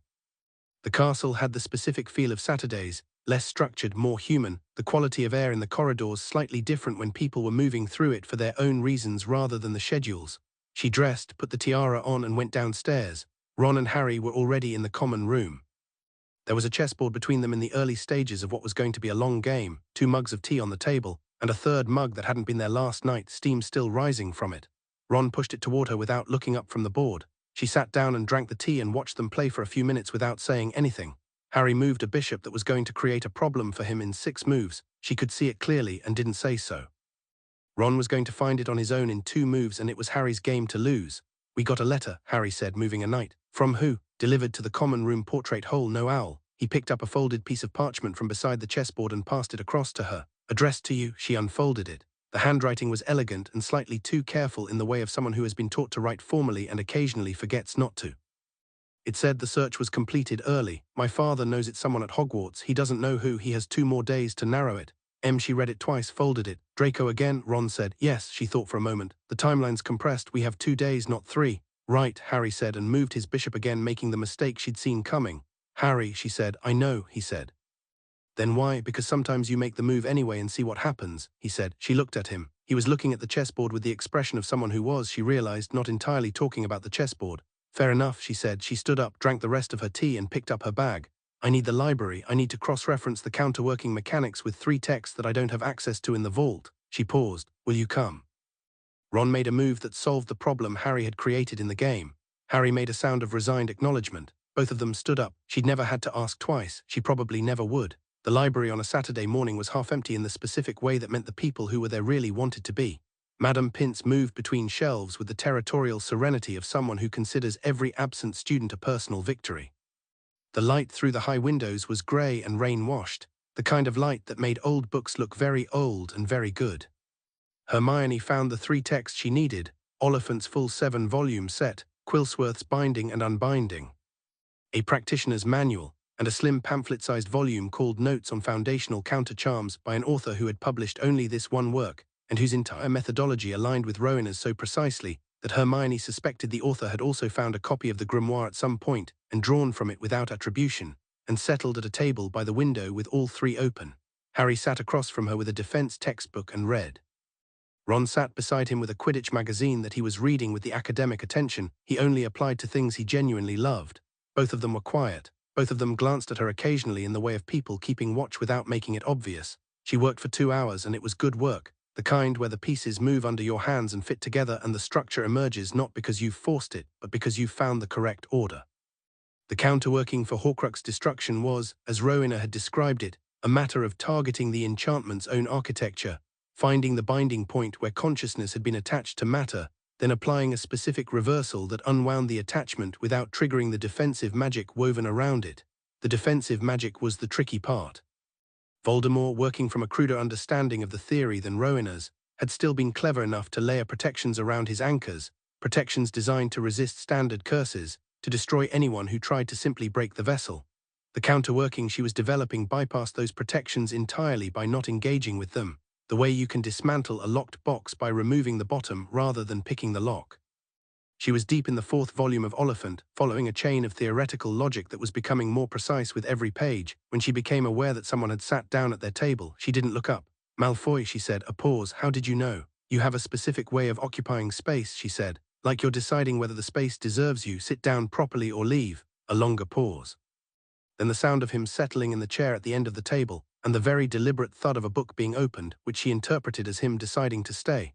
Ron had looked up. Harry had looked up. She hadn't, which communicated she hoped that she was not alarmed, so they shouldn't be, but also that she was not managing this particular situation, so they should remain available.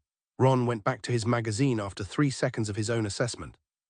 Harry went back to his textbook after 5. She let a minute pass before she said, still reading, "Did your father narrow the search?" To a student at Hogwarts in years 4 through 7, Draco said. His voice was at the same stripped register as the lunch table yesterday. Muggle-born based on the nature of the bloodline concealment. That's quite specific. He's efficient. A pause. There are 43 Muggle-born students in years 4 through 7. I'm aware. She turned a page.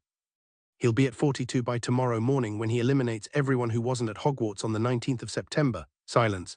That leaves one, Draco said. Yes, she said. She heard him breathe out slowly. How are you so calm? I'm not calm, she said. I'm focused. Those look the same from the outside. She turned another page. Thank you for the letters. You didn't have to send them. I know, he said. Was there something else?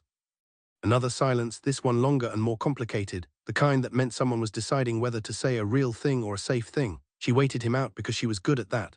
My father wanted me to find the heir, Draco said finally. When I started at Hogwarts, he told me to watch for someone who showed unusual aptitude, who exceeded their training, who had a particular relationship with magic that didn't match their background. He stopped, started again. He told me to report it if I found anything.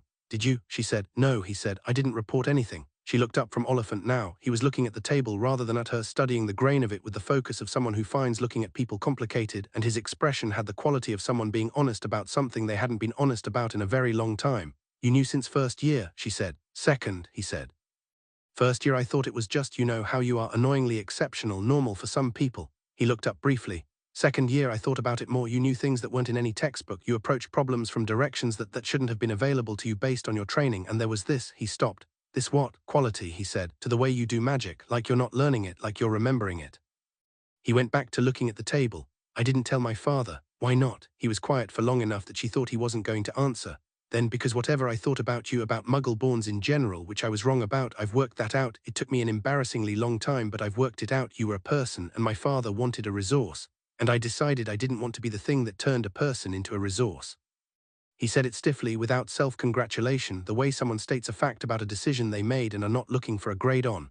Hermione looked at him for a moment. There were many things she could have said. She chose the one that was most accurate and therefore most useful. All right, she said. He looked at her properly for the first time since he'd sat down. All right, that was the right thing to do and it mattered, and we'll move on. She closed Oliphant. Have a question for you? He waited. Your father's contact in the Ministry Archival Office, she said. The one who's running the search. What would it take to delay the final identification by 48 hours? Draco's eyes narrowed slightly, not in hostility but in the look of someone whose mind has just engaged with a specific problem.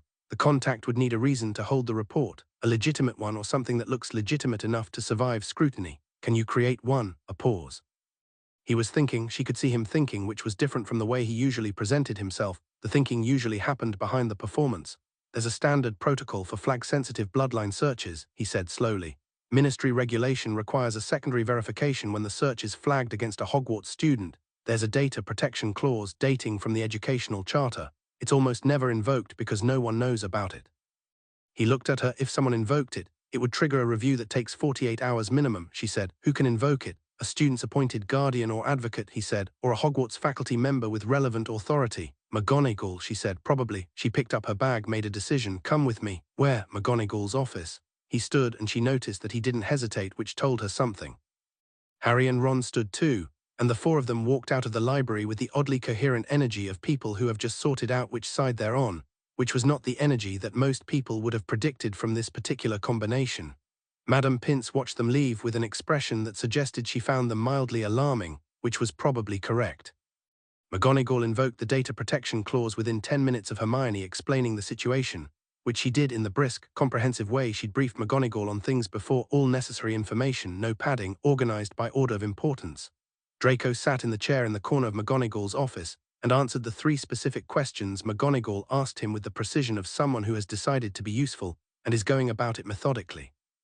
When McGonagall asked him why he'd come forward, he said, "Because I decided to make a different choice," which was not an eloquent answer but was clearly the accurate one, and McGonagall accepted it the way she accepted most things that were accurate, with a short nod and a movement on to the next item. Harry stood near the window with his arms crossed. Ron leaned against the wall. Neither of them spoke during the briefing, which meant both of them were listening properly. 48 hours, McGonagall said when Draco had finished explaining the protocol. That's what the clause gives us.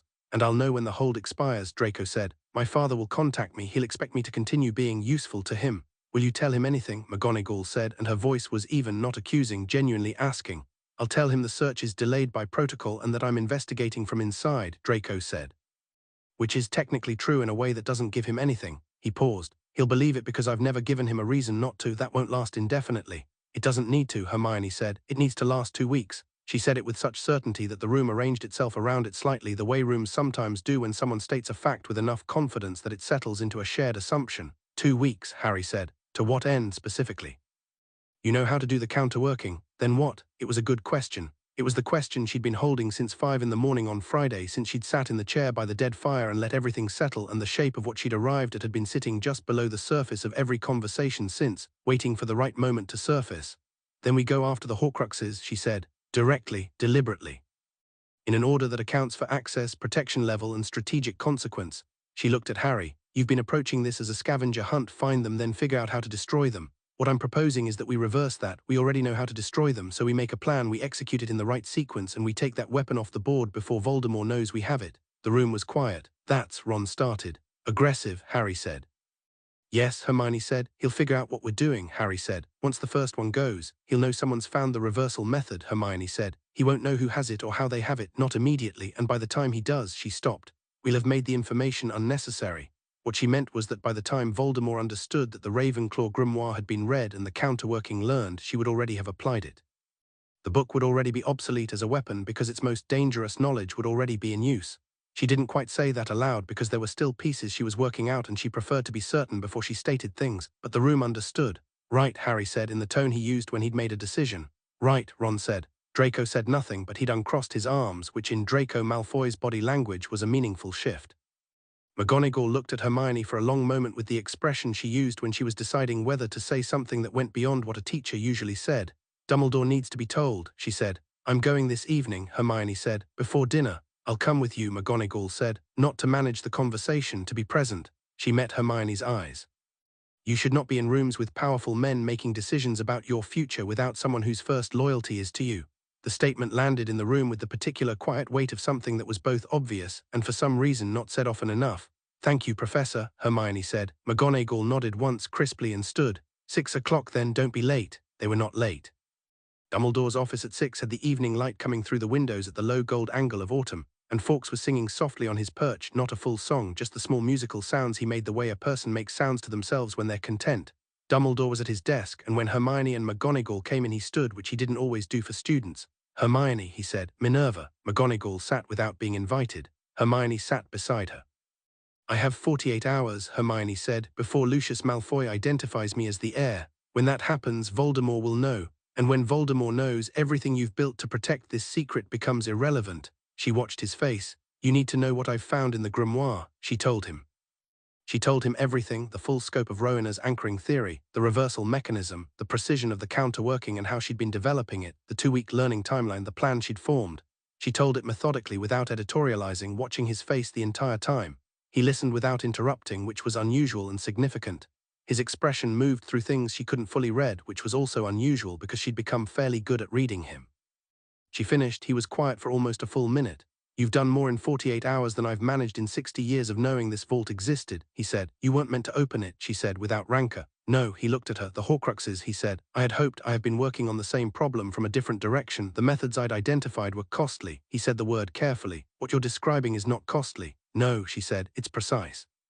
The locket, he said. That's the one we know for certain still exists. The others. I know what the others are, she said. He went still. How? Rowena's notes on the anchoring theory include a section on detection, she said. Finding existing anchors, it's a magical signature analysis. The structure of a Horcrux is detectable if you know what to look for. She looked at him steadily. I can find them, Professor, all of them, and then I can destroy them. She paused. What I need from you is access, information about known locations, and the security structure to execute the plan without Voldemort's people knowing what's happening until it's over. The office was very still. Fawkes had stopped singing. Dumbledore looked at her for a long time. The expression that moved through his face was, she thought, the expression of a man who has held a very heavy thing for a very long time and has just been told he doesn't have to hold it alone anymore.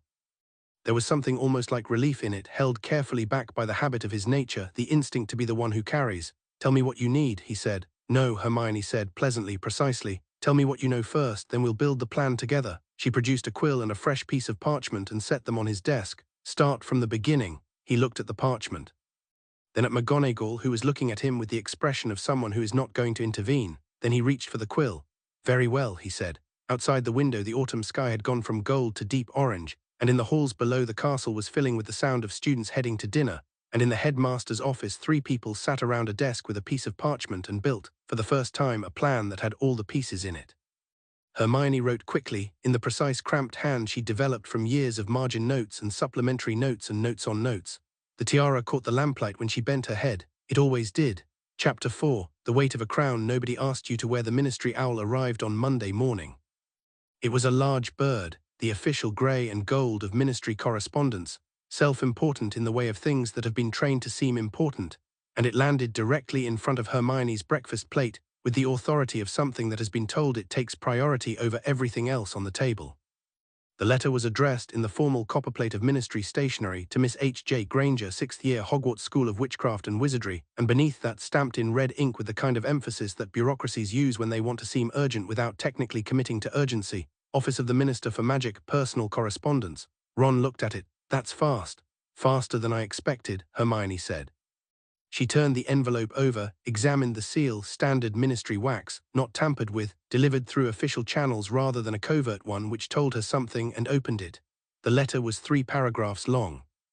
It was written in the smooth, frictionless language of someone who has spent decades saying things without quite saying them, and it invited Hermione to a meeting at the Ministry of Magic at her earliest convenience, expressed the minister's personal interest in ensuring her well-being and comfort during what he understood to be a significant period of personal discovery, and included the phrase "extraordinary opportunity for the wizarding world" twice, which was enough. She folded it and put it in her bag.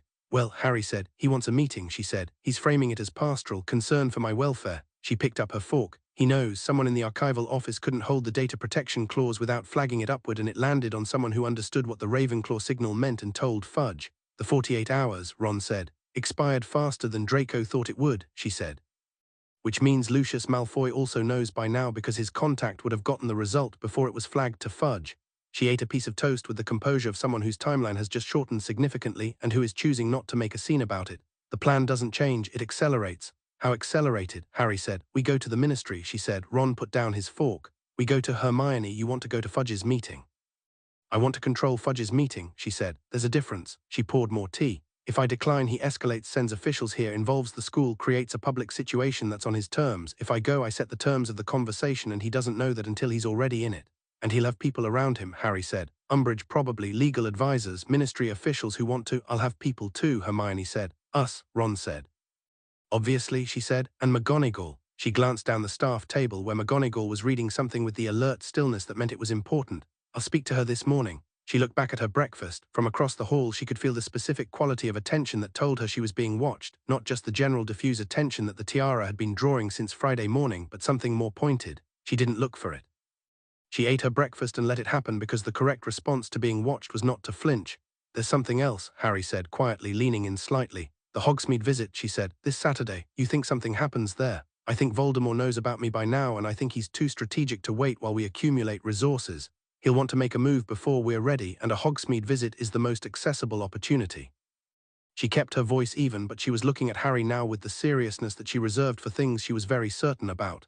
"I think we shouldn't cancel the visit. Cancelling alerts him that we know something's coming, but we go in differently than normal." "How differently?" Ron said. "Prepared," she said. She left it at that, because prepared was a word she intended very specifically, and the specifics of it were going to take the next 48 hours to arrange. McGonagall's response to the ministry letter was a single exhaled breath through her nose that communicated, in the precision of its restraint, everything she felt about Cornelius Fudge's epistolary style and his pastoral concern for Hermione's well-being. "Wednesday," she said, "the earliest I can arrange an escort and still prepare properly." She set the letter on her desk. "I will accompany you. Dumbledore will want to come." "I'd prefer he didn't," Hermione said. McGonagall looked at her. Not sharply, thoughtfully. "Explain." "If Dumbledore comes, the meeting becomes about Dumbledore," Hermione said. "It becomes about whatever their current political dynamic is, about Fudge's relationship with him, about everything that's been happening between the Ministry and Hogwarts for the last 2 years. I don't want that meeting. I want a meeting about me, about what I am and what I'm going to do about it." She paused. "Fudge is easier to read and easier to manage without Dumbledore in the room, because with Dumbledore there he's performing for 2 audiences and he'll close down. Without Dumbledore he's only performing for one, which means I can see his actual priorities." McGonagall considered this for a moment. "Dumbledore won't be pleased." "I'll speak to him," Hermione said. "He'll understand the reasoning." "He'll understand it and still want to come," McGonagall said. "Yes," Hermione agreed. "But he'll accept that it's not his decision." This seemed to land somewhere interesting in McGonagall's expression, a flicker of something that was either surprise or a very long time coming, she couldn't tell which. Wednesday, McGonagall said again as confirmation rather than question. Wednesday, Hermione said. She spent Monday evening in the room of requirement. She'd asked it for a practice space, not a classroom, not the Dumbledore's army setup from 5th year, but something more specific. A room that understood she needed to practice the counterworking from Rowena's grimoire against something that had the structural signature of a Horcrux without actually being one. What the room produced was, as always, exactly what she'd meant rather than exactly what she'd said, a large, stone-walled space with a workbench, and on the workbench, 6 objects that hummed with an artificial version of the anchoring signature she'd described in her mind.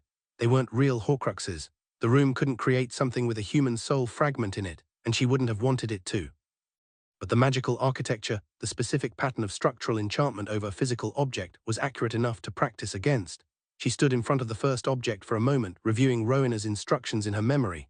She'd spent the afternoon transcribing the key passages from the grimoire into her own notes, restating them in her own language, which was how she converted information into knowledge. The translation forced her to understand rather than remember. The counterworking was in 3 stages. First, the detection, identifying the binding point where consciousness met matter, the exact locus of the anchoring enchantment. Second, the engagement, connecting her own magic to the structure not at the surface but at the foundation, like reaching past the lock to the hinge. Third, the unraveling, a specific sustained motion of magic that moved along the binding point and reversed its direction, the way you find the right end of a knot and pull slowly. She raised her wand. The first stage took 12 minutes. She was working carefully, deliberately mapping the artificial structure before she touched it.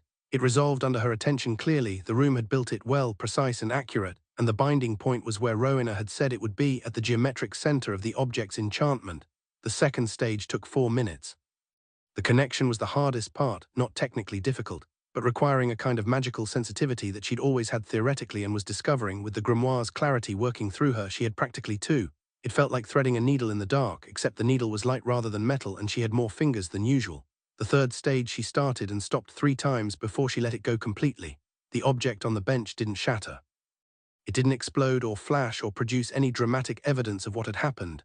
The hum simply stopped. The enchantment was gone. The object was an object. She stood looking at it for a long moment. Then she moved to the second one. She was on the 5th when Harry and Ron arrived. She'd told them where she'd be, and they'd finished dinner and come directly, appearing in the doorway with the practical energy of people who have decided to be involved.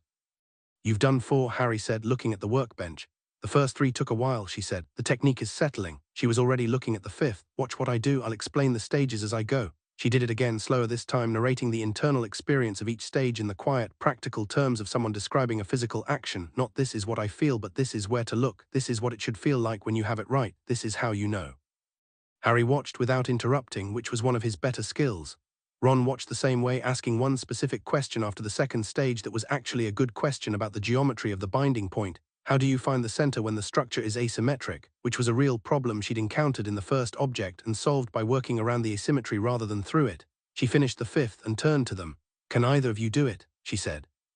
"Probably not yet," Harry said honestly. "I need to practice the detection stage. I can't the signature you're describing, the feel of it. I think I need to actually work with the objects before I can find it reliably." "That's fine," she said. "That's honest, which is more useful than optimism." She looked at Ron, who was frowning at the 5th object in a way that meant he was genuinely thinking rather than preparing a response. "The binding point," Ron said. "You said it's at the geometric center of the enchantment, but if Voldemort designed the protections to resist approach from any direction, the protections are at the surface," Hermione said, "which is why we don't approach from any direction, we go underneath them. But underneath means," he stopped, worked it out, looked at her. "You'd have to go through the physical object itself, through the enchantment's foundational layer, which occupies the same space as the physical object, yes." She looked at the last one on the bench. "The object doesn't stop you from doing that because magic doesn't treat physical matter as a barrier the same way physical matter does. It treats it as a medium." She paused. "This is the part that took Rowena the most pages to work out, and the part that makes it genuinely difficult. You have to be comfortable operating at a level of magical structure that is below conscious sensation." "What does that feel like?" Ron said. "Like nothing," she said. "Which is how you know you're doing it right. If you feel it, you're too close to the surface." He thought about this. "That's deeply counterintuitive." "Yes," she said, "most things that work are." She turned to the 6th object, raised her wand, did it in 3 minutes and 40 seconds, which she clocked against the small conjured timepiece she'd made for this purpose. When the hum stopped and the bench was quiet and all 6 objects were just objects, she stood there for a moment and let herself feel what she'd done. Not pride, she was past pride in the simple achievement sense, past the need for external validation of competence. What she felt was something quieter, the particular satisfaction of understanding something completely enough to use it, the way a tool fits your hand when it was made for it.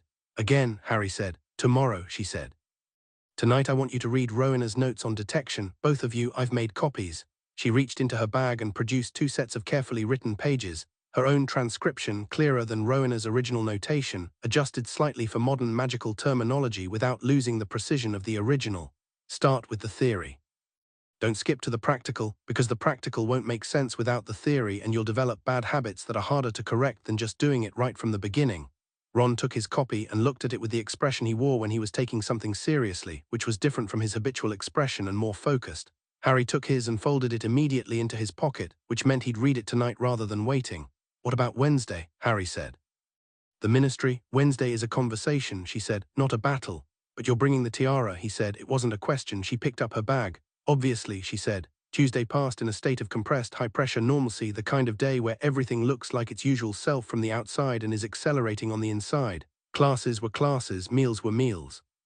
The castle looked like it always looked in early autumn, the grounds going rust and gold, the lake flat and grey under overcast skies.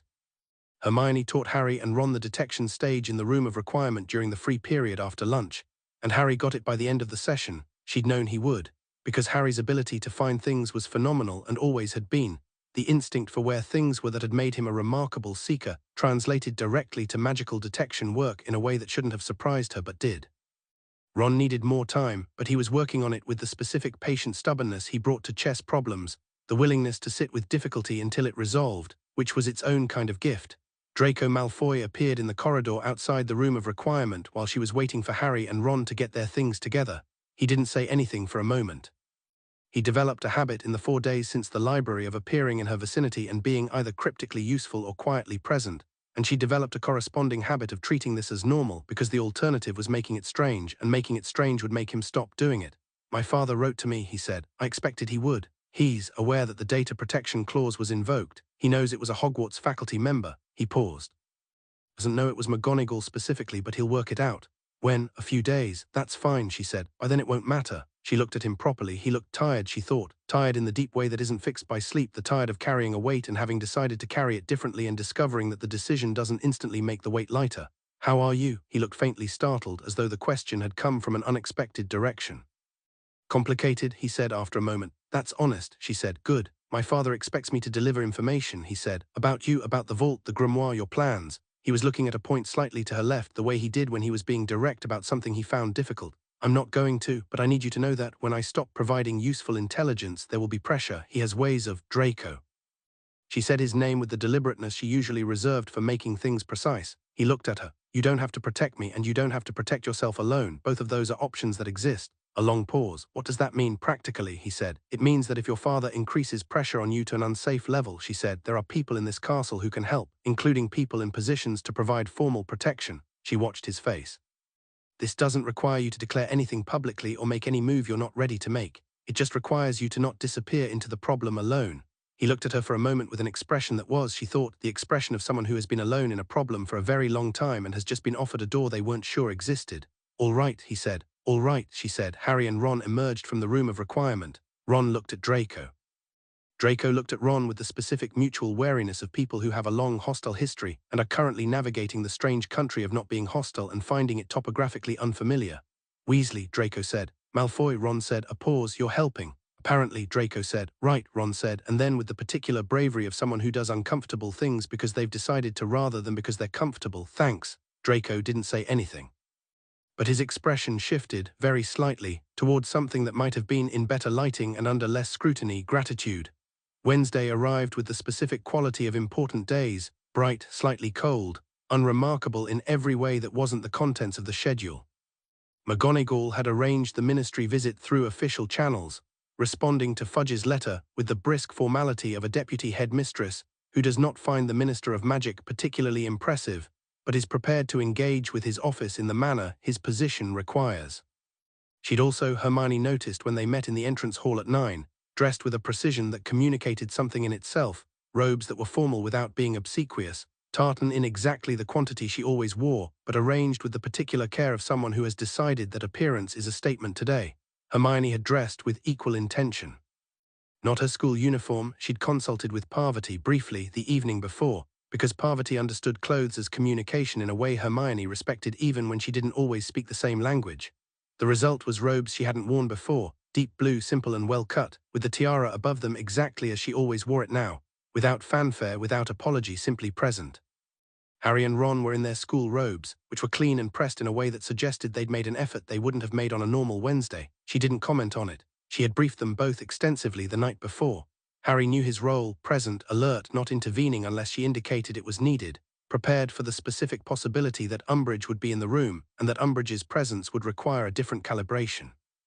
Ron's role was similar, with the additional function of watching the door and the exits, not because she expected a physical confrontation in the Ministry building, but because Ron had an instinct for when rooms changed and she trusted that instinct. They flew from the headmaster's office. Dumbledore had not argued about staying behind, which meant he'd done his processing overnight and arrived at the conclusion she'd suggested, that his presence would complicate more than it helped. He did, as she was stepping through, say, "Be precise, be true, and do not let him make you feel that your heritage is his to manage." She said, "I know," and stepped through, and the Ministry atrium assembled itself around her in the particular sensory rush of Flu arrival. Marble floor fountain, the echo space of the high ceiling, the gold and blue of Ministry Dacre deployed with the institutional confidence of an organization that has been certain of its own importance for several hundred years. Fudge met them himself, which was either courtesy or a statement, and was probably both.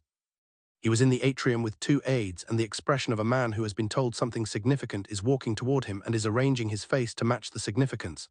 When he saw Hermione, when he saw the tiara, the blue robes, the 17-year-old girl who had been in the papers occasionally as Harry Potter's clever friend and who was now something completely different, the arrangement flickered for a moment.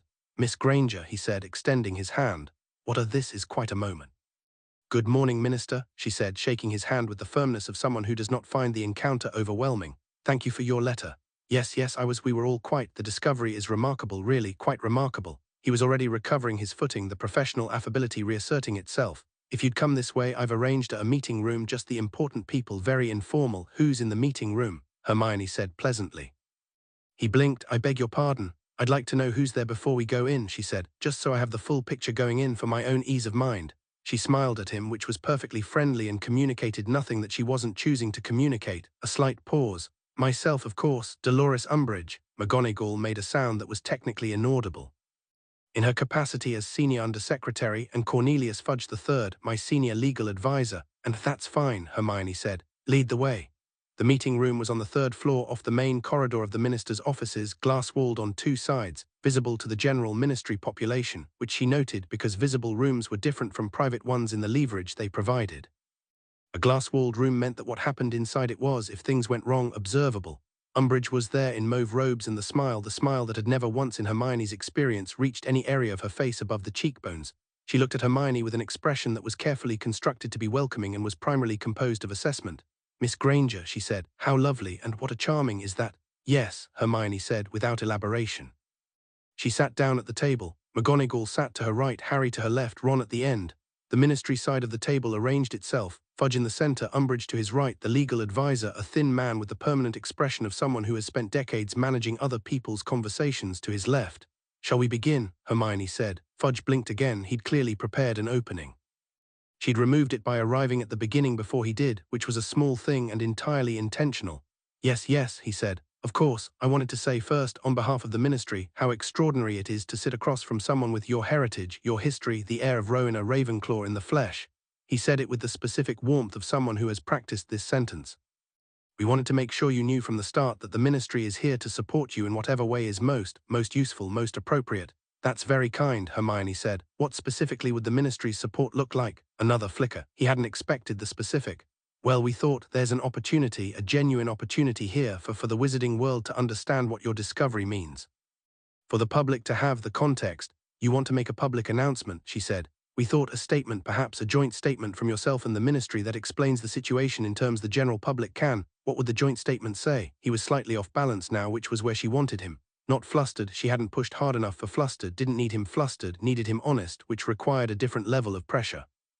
"It would explain the discovery, the heritage, the vault's contents," she said. A pause. The legal advisor's expression didn't change, but something behind his eyes did. Umbridge's smile remained exactly in place, which meant she was listening hard. "In broad terms," Fudge said, "the historical significance of the vault contains sensitive magical theory," Hermione said, clearly and calmly.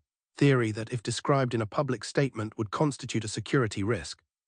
I'd like to understand how the Ministry plans to address that." Silence. We weren't suggesting, Fudge started. You were suggesting a joint statement that discusses the vault, she said. The vault contains material that is relevant to the current conflict, material that Voldemort would benefit from knowing we have. A public statement creates that knowledge. She watched him. You've thought about this, obviously. What's your answer to the security concern? Fudge looked at the legal advisor.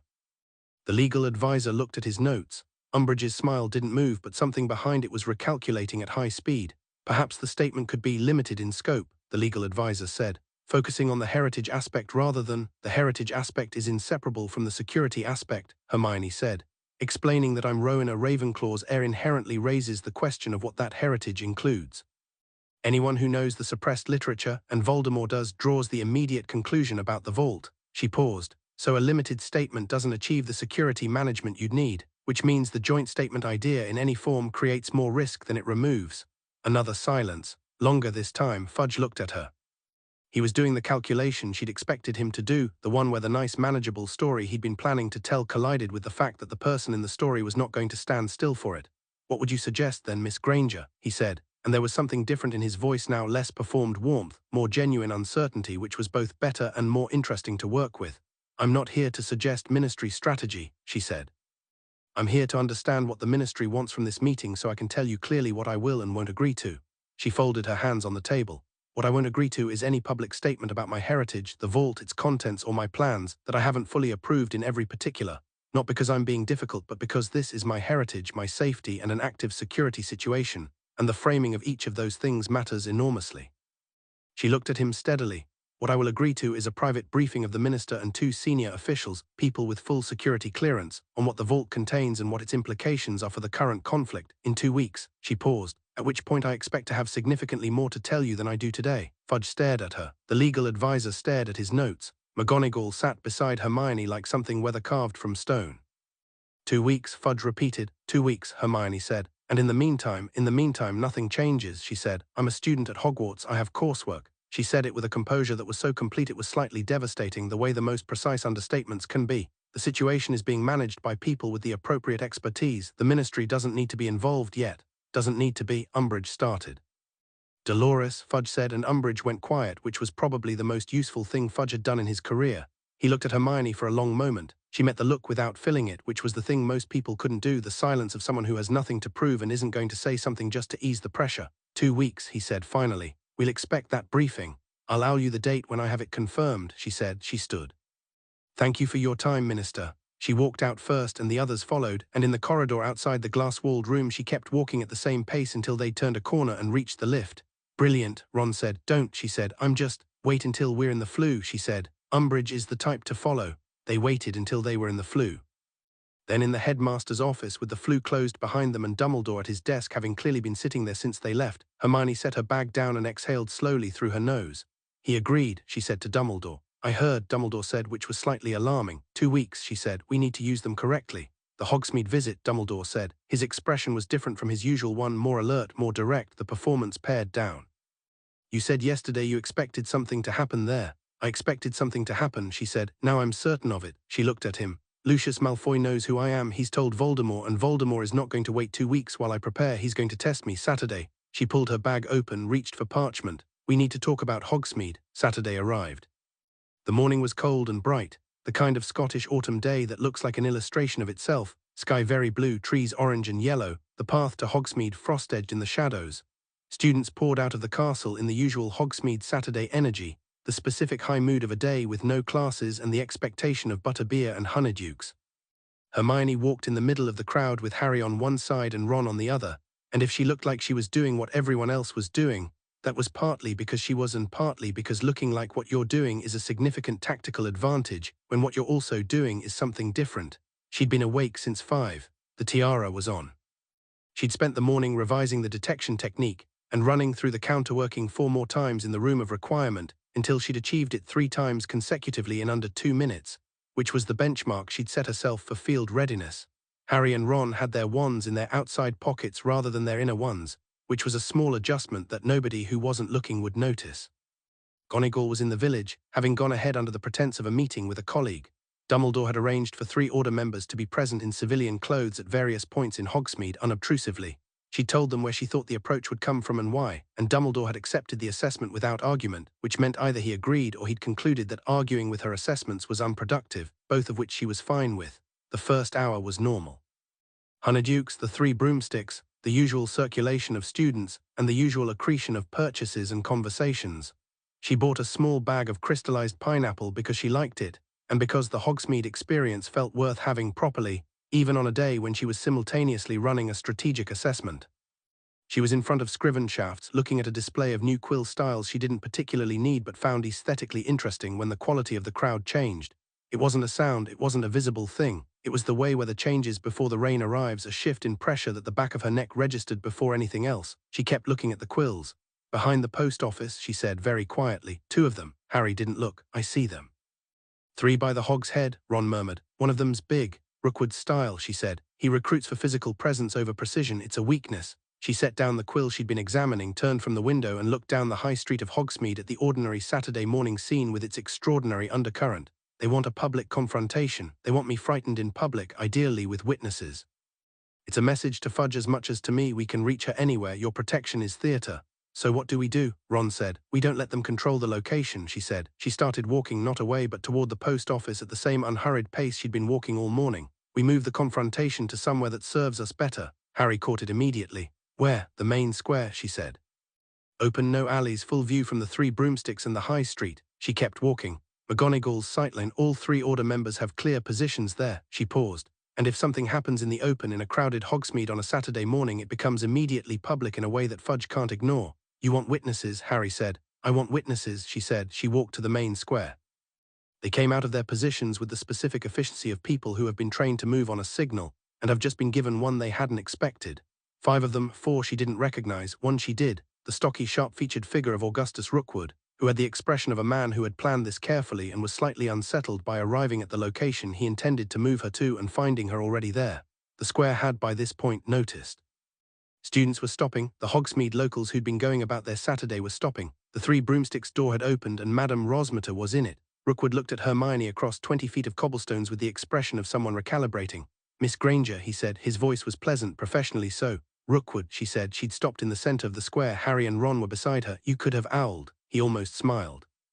"We wanted to speak with you in person." "About what?" "About what you have," he said, "and what it's worth." He was walking slowly, circling a little, the 4 others spreading slightly, the beginning of an encirclement that assumed she'd stay put. "The Dark Lord is prepared to be generous. The vault's contents, the grimoire in the right hands, these are resources that benefit everyone. There's no reason this needs to be difficult."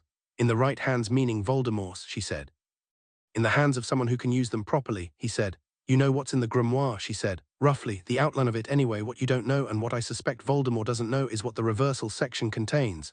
Rookwood went still. "That got your attention," she said. "Miss Granger." "No," she said, pleasantly, precisely in the tone she used when she had made a decision and was being clear about it. "I'm not going to hand over the grimoire. I'm not going to negotiate with Voldemort through his intermediaries. And I'm not going to be frightened by a public approach in Hogsmeade on a Saturday morning, because it's bad strategy on your part and I think you know it." She raised her wand, not pointing it, just holding it, the ease of someone holding something that belongs in their hand. "What I'm going to do is give you a demonstration of why this approach was a mistake, so that when you report back you have something specific to report." Rookwood moved first. She'd expected him to. He was a powerful wizard and a practical one, and he'd spent 30 seconds on conversation, which was 30 seconds more than he usually gave, which meant she'd rattled him enough that he'd tried to recover through words and had failed, and now he was back to what he knew. The curse he threw was fast and dark and aimed with the precision of long practice. She deflected it without a shield charm, which was the part nobody expected. The deflection used the same foundational principle as the counterworking, engaging below the surface of the curse's structure rather than meeting it at the point of contact, and the curse went sideways into the cobblestones at an angle that implied significantly more physics than most deflections. Rookwood stared. She moved before he recovered. What she did next was not a duel in the traditional sense. Traditional dueling was a point-counterpoint exchange, curse and counter-curse, shield and attack, both parties working along the same line.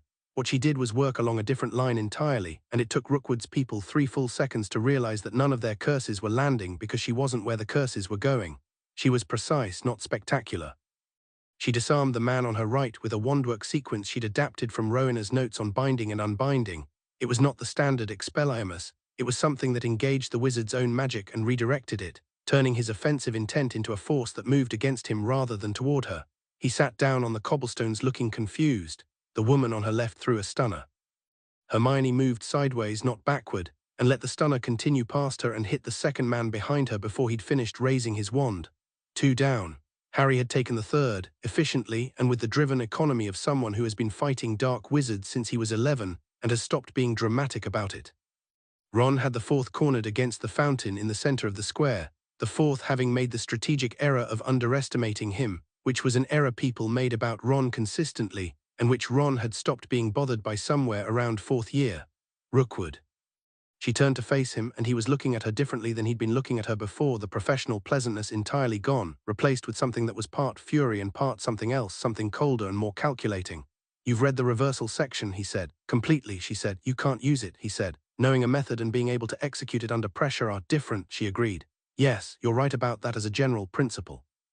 Held his gaze. "I've been practicing for 4 days. He threw everything he had, then not one curse but 3 in immediate sequence, the chain casting of an expert, and she managed 2 of them with the deflection, and the third caught her shoulder and spun her sideways. She felt it pain, real and sharp, not a graze but not serious, and she kept moving, turning the spin into a step, resetting her feet on the cobblestones. "There," she said to nobody in particular. "That's a real hit."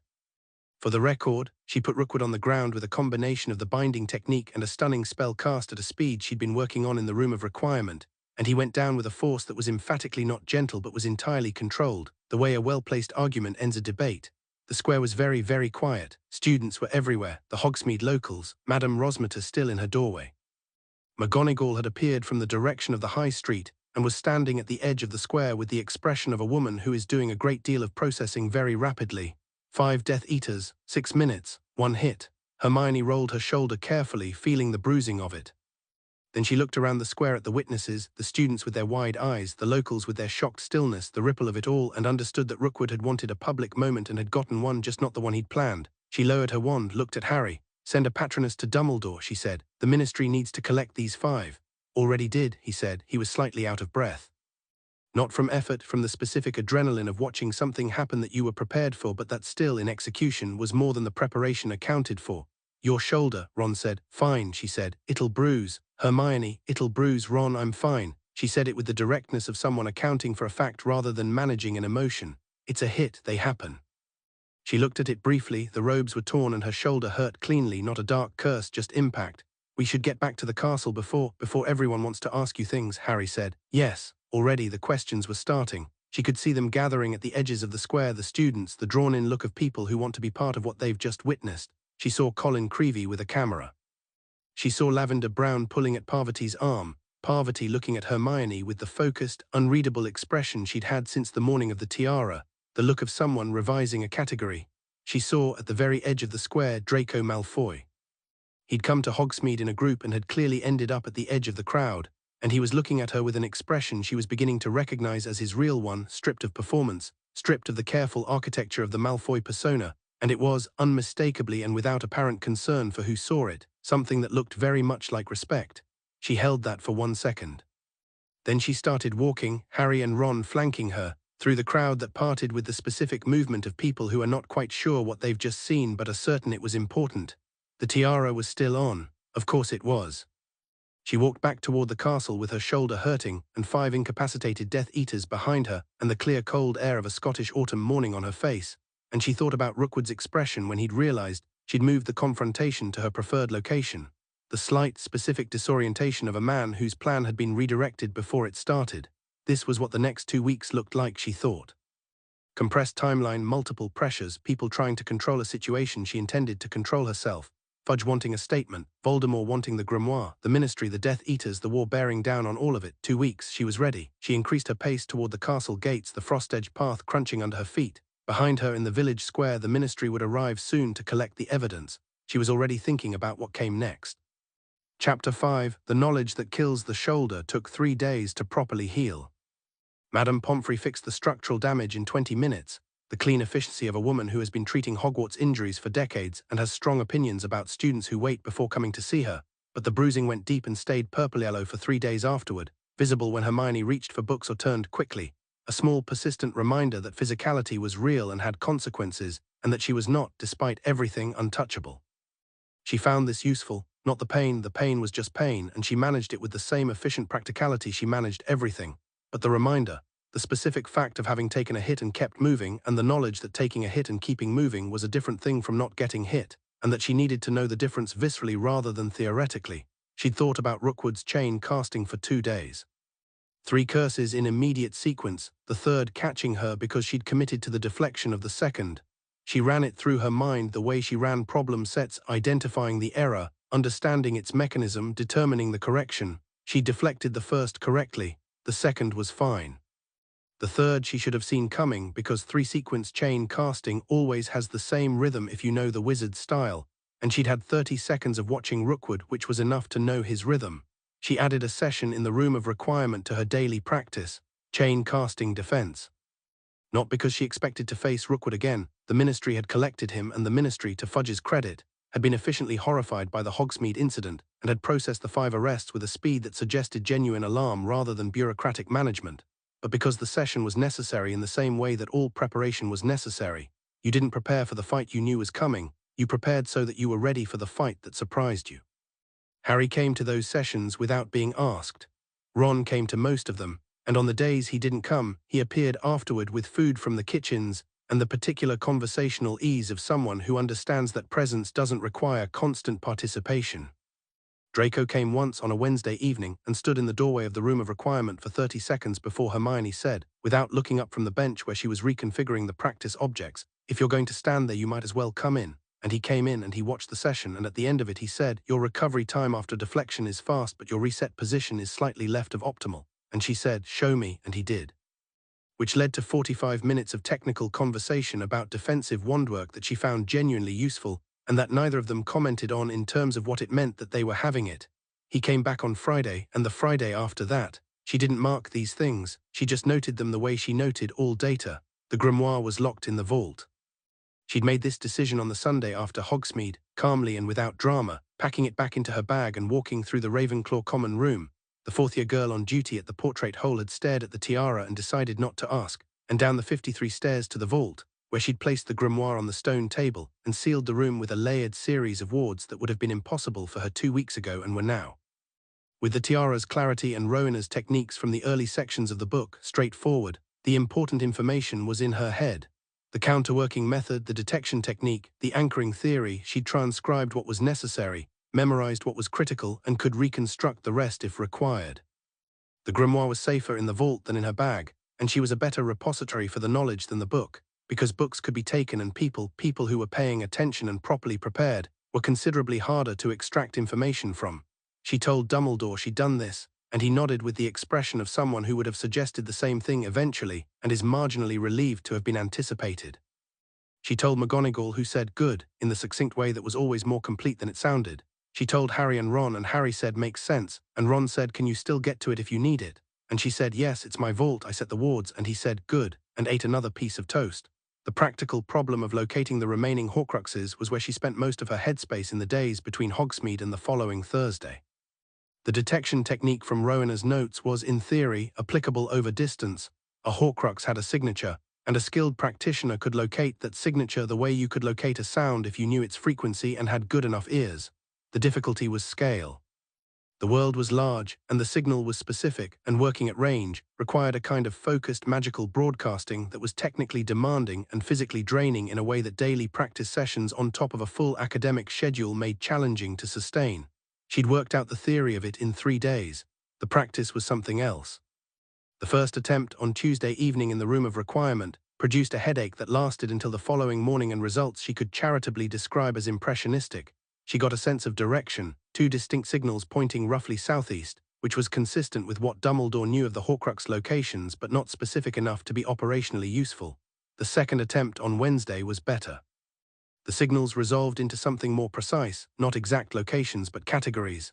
One was in a large structure, stone significantly warded, with the particular magical density of a place that had been protected over a long period. One was in a more isolated location, the signature weaker, which could mean either the object was less powerfully anchored or the location was less magically saturated.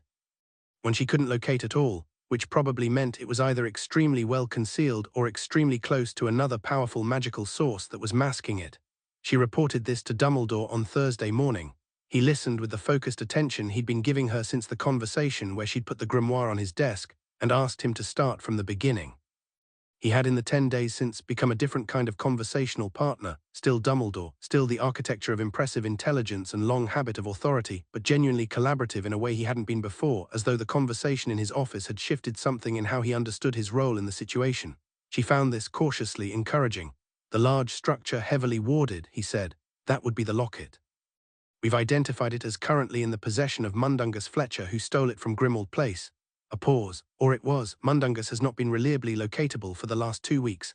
Umbridge, she said, because that was where that particular story went when you knew enough of the peripheral details, and Hermione had spent several evenings reading order correspondence that Dumbledore had made available to her, carefully selected correspondence, but enough to build context.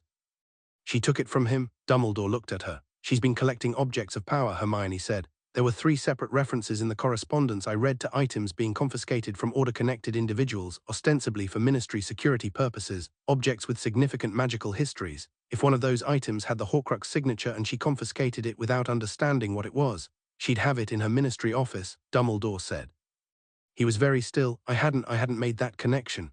She wouldn't know what she had, Hermione said. The signature isn't something a standard detection charm finds. She'd know it was powerful. She'd want it for that reason. She thought for a moment, which is actually useful. An object of power in Umbridge's office held as a ministry confiscation rather than a Horcrux is documented and located. It's not hidden, it's filed.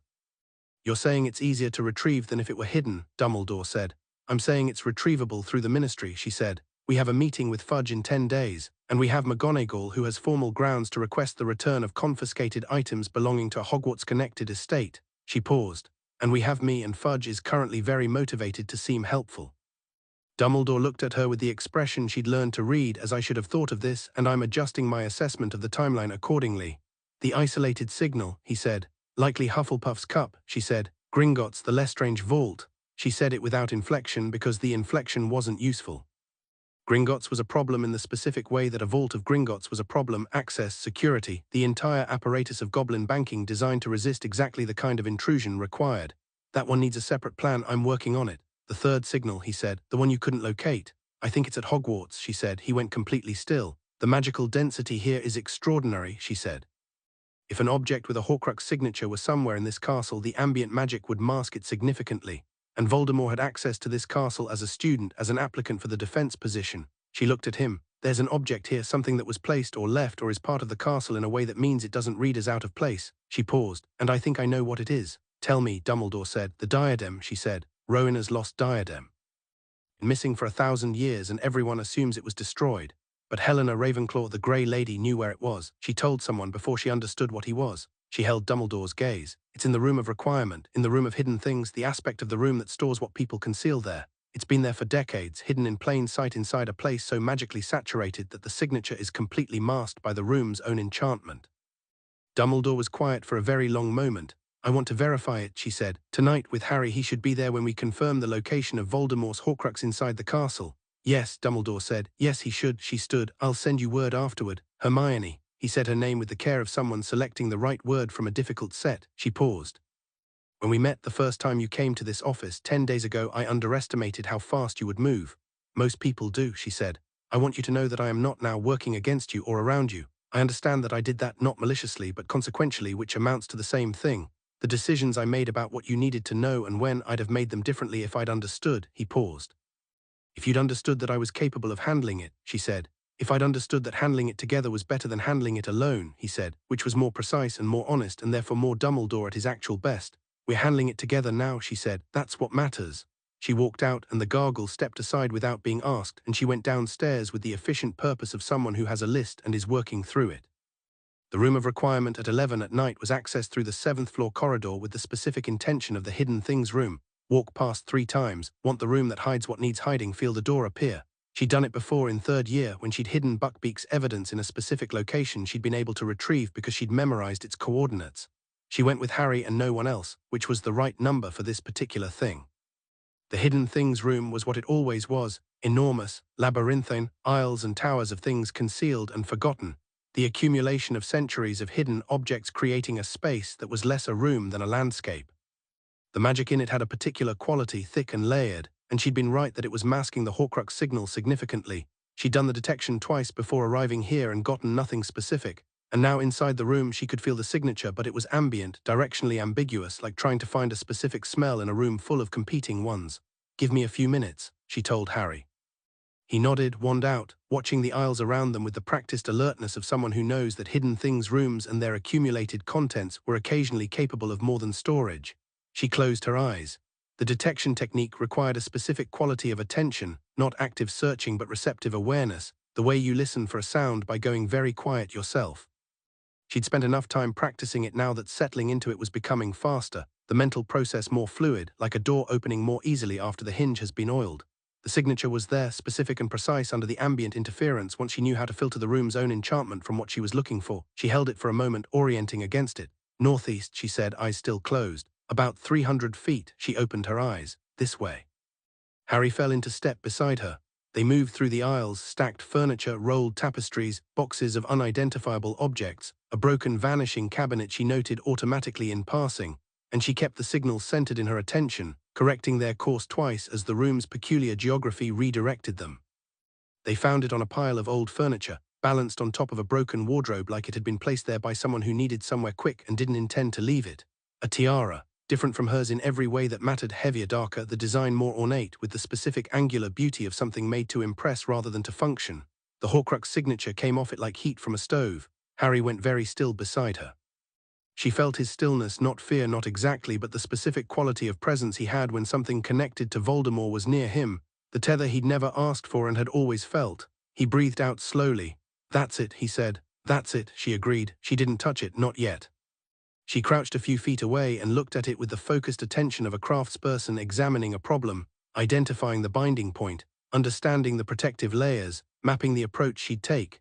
The diadem's anchor structure was more complex than the practice objects she'd trained on, more complex even than what she'd expected from Rowena's descriptions. Voldemort's paranoia and skill were evident in the layering, not elegant, not architecturally beautiful in the way Rowena's work was beautiful, but thorough and brutal, defense stacked on defense, the magical equivalent of a door with 16 different locks, all of which she noted were pointing in the same direction. The foundational approach still worked, 16 locks all keyed to the surface of the object, and she was going underneath. "I'm going to need 20 minutes, she said. "Possibly more. The structure is more complex than practice." She looked at Harry. "Don't let anything interrupt me once I've started. I need continuous contact with the binding point. If I lose it and have to re-establish, the protective layers may notice the second approach and activate." "Understood," Harry said. He moved to a position 3 paces back from her and slightly to the left. The angle she told him was optimal for covering the most approaches to a stationary practitioner, and his wand was up, and he was watching the room with the complete attention of someone who has made a decision to guard something and means it entirely. She turned to the diadem. First stage. She settled her attention into the detection mode and found the binding point. It took 3 minutes, because the diadem's complex layering created noise she had to filter, but it was there, geometric center, exactly where Rowena's theory predicted it would be. Second stage. She lowered her approach through the surface layers past the 16 different defenses, feeling them register her presence and then not ignore her, but failed to categorize her as a threat, because she was not engaging with the surface. She was moving past it, beneath it, through it in the direction the locks weren't pointing. It was the strangest sensation she'd encountered in magic. Not unpleasant, but profoundly strange, the feeling of moving through something that should be solid and finding it permeable at the right angle, the way a key doesn't push through a lock but fits the lock, and the difference between pushing and fitting was the entire mechanism. She found the foundation. Third stage, she began the unraveling. It was slower than in practice. The binding was tighter, the anchor more deeply embedded, the soul fragment, and it was a soul fragment. She could feel the wrongness of it at the level of the enchantment, a severed thing that had been forced into a place it was never meant to be, resisted in the way that living things resist, with a vigor that has nothing to do with intelligence or choice, pure biological insistence on continuation. She didn't force it. She followed the line of the binding the way you follow a thread through a maze, not pulling but tracing, finding where it turned and turning with it, patient and precise and absolutely steady. 14 minutes, the diadem shook. Harry said nothing, didn't move, kept his position. 17 minutes. The binding point began to dissolve. 19 minutes and 40 seconds. She noted it because she was Hermione, and noting things was involuntary. The anchor structure came apart, not with a bang. With a sound that was barely a sound, more the memory of a sound and a quality of released pressure, like a fist unclenching, and then the diadem was just a diadem.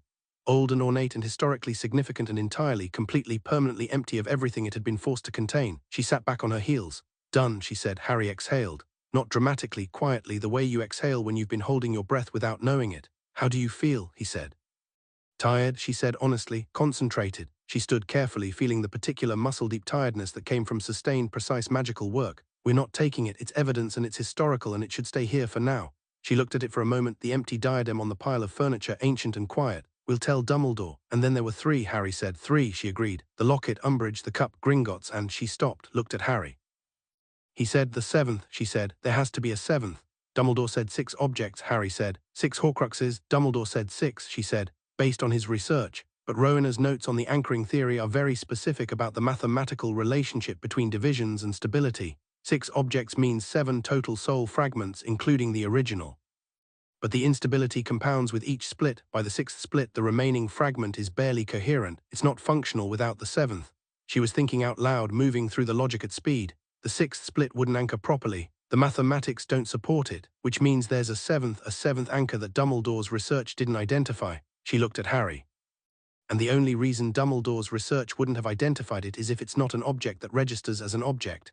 Harry was looking at her with a particular expression. Not afraid. Harry's relationship with fear was remarkably pragmatic for someone who had so many excellent reasons for it, but with something that was very specific in the way it focused on her and not on the diadem or the room. Hermione, he said, say what you're thinking. She looked at him.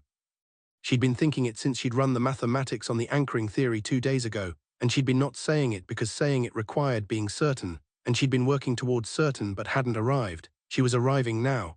The night Voldemort went to Godric's Hollow, she said, precisely and quietly. The night his curse reflected. The mathematics say there should have been a 7th anchor created in that moment, the fragment that came loose from the instability of the rebounding curse, looking for the nearest viable living host. She held his gaze. I need you to let me run the detection on you. The room was very quiet. You think it's me, Harry said. I think there's a possibility, she said. I don't know. The signal I couldn't locate in the castle, I assumed it was the diadem masked by the room. But I've destroyed the diadem and the signal. She'd been tracking it peripherally the whole time, the habit of detection running underneath the practical work of the counter working. The third signal hasn't changed. Harry looked at her for 3 full seconds. Then he said, all right, do it. She raised her wand slowly, carefully, the detection mode settling into place like focusing a lens. She directed it at Harry not as a curse, not as a scan, but as the specific receptive awareness that found Horcrux signatures, the attention tuned to the frequency she now knew as well as her own heartbeat. She found it immediately. Small, dim, barely there, the faintest echo of the signature, not the bright and brutal wrongness of the diadem or the practice objects. But there, unambiguous, located not in any object Harry carried but in the scar on his forehead, which was not an object at all but a wound that had never quite been just a wound. She lowered her wand. There's something there, she said, very small, barely coherent. She said it the way a doctor says a difficult thing, clearly, directly, without editorializing, because the information was the thing that mattered and the person hearing it deserved accuracy over comfort. It's not what you are, it's something that was put there that has no business being there. Harry was very still. His face had the quality it had when he was processing something difficult by holding completely still and letting it move through him rather than reacting to it, a kind of stillness that she'd seen him use since first year and that always made her chest hurt slightly with the recognition of what it took. Can you remove it? He said.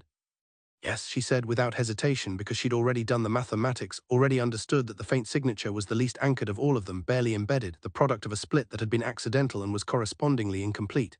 But I want to be careful because what there is inside you, not in an object, and the approach has to be more precise. She paused. And I want you to choose the moment. When you're ready. I'm ready now, he said. Harry, Hermione.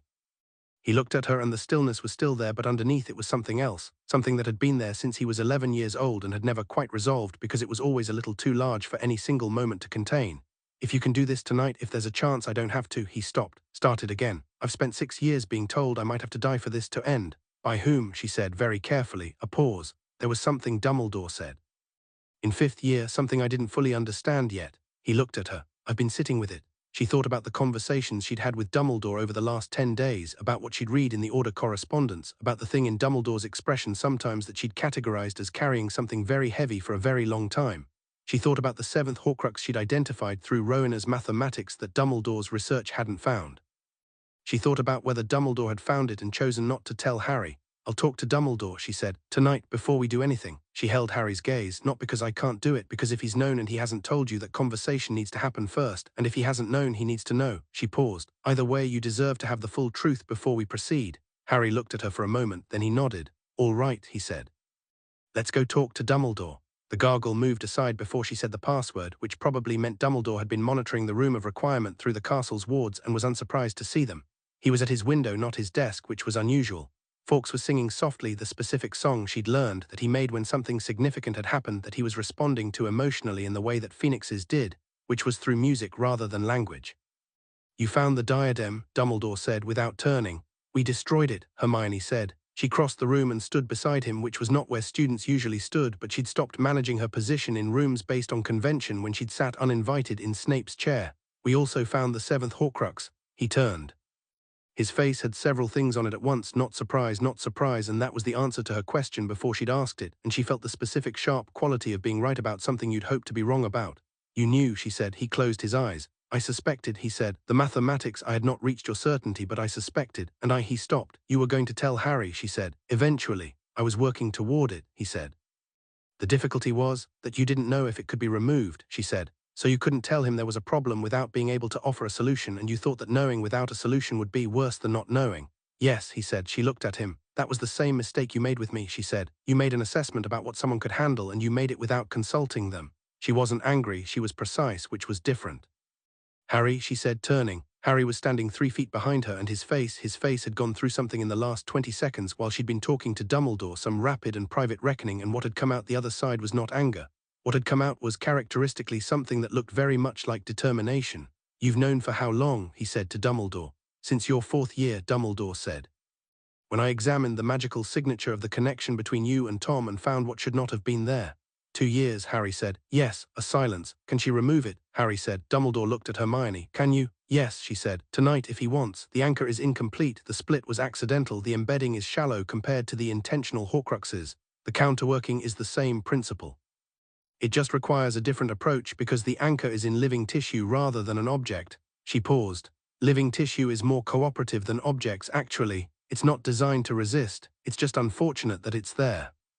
Dumbledore looked at her with an expression she'd never seen on him before, not quite, and she categorized it slowly as relief in the specific form that comes from being a person who has been carrying the moral weight of a very difficult secret and has just been told the secret is solvable. "Harry," she said, "it's your decision, now or when you're ready, or—" "Now," he said, the same as in the room of requirement. No hesitation, the same still certainty.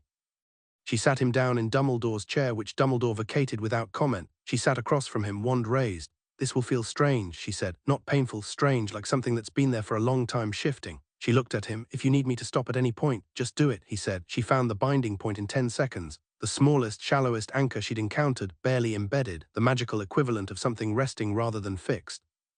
The approach was easier than the diadem, not because the stakes were lower, the opposite, but because the tissue was not hostile, was not designed to resist, and the protective layers that Voldemort's paranoia had built into the intentional Horcruxes were entirely absent from this one. She began the unraveling. It took 4 minutes. Harry made one sound, not quite a gasp, more the quality of breath that comes from something shifting in you that you didn't know was there until it moves. His hand came up and pressed flat against his forehead and then relaxed. The signature was gone. She lowered her wand. "Done," she said. Harry sat in Dumbledore's chair with his hand against his scar and his eyes closed, and the room was very quiet except for Fawkes singing, and for a moment that was exactly right. She didn't say anything. Dumbledore didn't say anything. This was Harry's moment, and it had the quality of privacy that important things have when they're allowed their proper space. When Harry opened his eyes, his face had a quality she'd never seen on it before. Not happiness, not relief, something quieter and more fundamental, like something that had always been tight in him had unclenched, like he'd been carrying a specific gravity his entire life without knowing it and had just been set down. "Right," he said quietly to no one and everyone. "Right," she said. She stood, turned to Dumbledore. "The locket is our next priority. Umbridge's office. I have an approach." Dumbledore looked at her, then at Harry, then back. "I imagine you do," he said. 10 days before the meeting with Fudge," she said. "We don't need 10 days. She picked up her bag. "Give me 4. She gave herself 3. The approach to the locket was built over 2 days of preparation, identifying the specific ministry regulation under which Umbridge would have filed a confiscated item of this description, understanding the documentation trail, and determining the exact bureaucratic mechanism by which a formal request for return could be lodged that Fudge, in his current state of anxious helpfulness toward Hermione, could not easily refuse. McGonagall submitted the request on behalf of the Hogwarts Historical Collection. A standing provision in the school's educational charter allowed for the recovery of items of wizarding historical significance confiscated from Hogwarts-connected individuals. The locket, as an item connected to Regulus Black who had attended Hogwarts, qualified under the clause's broadest application. It was, as Draco said when she explained it to him in the Transfiguration corridor on Tuesday, aggressively legal. Yes, she said, that's rather the point. The Ministry processed it in 22 hours. Fudge, who had been sending owls approximately every other day with increasingly anxious inquiries about the promised briefing, saw the request cross his desk and approved it within 2 hours, a record for Ministry paperwork that suggested either extraordinary efficiency or extraordinary motivation, not to be seen refusing Hermione Granger anything. The locket arrived at Hogwarts via Ministry courier on Wednesday evening, delivered to McGonagall's office in an official Ministry box with a red seal and a receipt form that Hermione signed without reading the small print, because she'd already read the regulation that governed it, and the small print was standard. She opened the box. The locket was beautiful in the way that things made with both extraordinary skill and terrible purpose were sometimes beautiful, a golden oval with a serpentine S on the front, Slytherin's mark, the signature unmistakable even before she ran the detection and confirmed it. She closed the box. Thursday evening, she said, room of requirement. McGonagall looked at her. You want company? Harry, she said. He should be there when we clear each one. He should see each one end. It was the right instinct, and she knew it was the right instinct, and the knowing wasn't based on strategy, but on the thing Rowena had said about people mattering more than books, and the specific person in question who was 15 feet down the corridor eating dinner and had no idea that his life was changing in increments, each one clearing away something that had been there so long it had started to feel like architecture. Thursday, McGonagall agreed. Thursday evening, the locket took 11 minutes and 20 seconds. The protective layers were significant, more intentional than the diadem, more complex than the cup would be, the layering done with a deliberate brutality that was Voldemort's signature when he put effort into something. But the foundational approach held and the anchor dissolved and the locket was just a locket, and Harry, watching from his 3-pace position, exhaled the same quiet exhale she'd heard in the room of requirement. The cup, she said when it was done. Gringotts, Harry said. Gringotts, she agreed. Hermione, he said, and stopped. What? The briefing with Fudge, he said. In 7 days, what are you going to tell him? She picked up the locket carefully, turned it in her hand. Empty now, just gold, just metal, just a beautiful object that had been made into a terrible one and was now nothing but itself again. I'm going to tell him enough to make him feel informed, she said. And I'm going to tell him what his role is going forward, which is to stay out of the way. She set the locket down. And if he doesn't like that, I'm going to point out that in the last 2 weeks I have located and destroyed 3 of Voldemort's Horcruxes, neutralized a Death Eater ambush in a public location with witnesses, and secured the most significant piece of foundational magical theory since the Founders' era, without any Ministry assistance, without any Ministry oversight, and without getting killed. She looked at Harry. And I'll ask him politely and precisely what he thinks he has to contribute to that process. Harry smiled, properly with all of it. You're going to be the most terrifying person in Britain, he said. I'm going to be the most effective one, she said. It's not the same thing, she paused, although the overlap is probably real. He laughed and she laughed, and in the room of requirement on a Thursday evening, the locket lay empty on the bench and 3 of Voldemort's Horcruxes were gone and there were 2 left, and the mathematics were resolving in the direction they needed to resolve. Gringotts, she thought. She was already working on it. Snape came to find her on Friday morning. He appeared in the Transfiguration corridor, which was not his corridor, and fell into step beside her with the efficiency of someone who has decided to have a conversation and is not interested in choosing a theatrical location for it. Rookwood has been released from Ministry custody, he said. She missed 1 step, recovered it. When, last night, late, the paperwork cited insufficient evidence for detainment, the curses he cast were modified in the arrest report to appear non-aggressive. He said it with the flat precision of someone who is not surprised and is not pretending to be. Someone in the Ministry legal structure intervened. Umbridge, she said. Likely. She's covering for the Death Eaters while maintaining her Ministry position, Hermione said. Which means Voldemort has been maintaining her as an inside contact, which we already knew, but it means she has more freedom to act than the Hogsmeade incident suggested. The Dark Lord knows about the Hogsmeade incident, Snape said. In detail, the version Rookwood gave him. He was looking ahead, not at her, in the way he delivered difficult information laterally as though the information had come from somewhere else and he was simply redirecting it. He is not pleased. I imagine not. He understands what the counterworking implies, Snape said. Not specifically, he doesn't know you've been applying it. But he understands that if you have the grimoire and you've had time with it, the theoretical framework for the anchoring reversal is something you could have found. A pause. He is not going to give you more time. She looked at him sideways. How much time do we have? He's planning something for the Ministry briefing, Snape said. 10 days, he knows about the meeting, Umbridge, almost certainly. He'll want to use that moment when you're in the Ministry in a controlled environment with Fudge, when you're in a position that looks like a meeting and might be something else. She thought about this for several steps. What kind of something else? He wants the grimoire, Snape said, and he's concluded the most efficient way to get it is to remove you from Hogwarts protection and put you somewhere the extraction is easier to execute. She absorbed this. He's going to let the meeting happen, then try to intercept me in or around the ministry. That is my assessment, yes. And you're telling me this because I made a decision, he said in the tone of a man who is not going to explain a decision he has already explained the only way he intends to.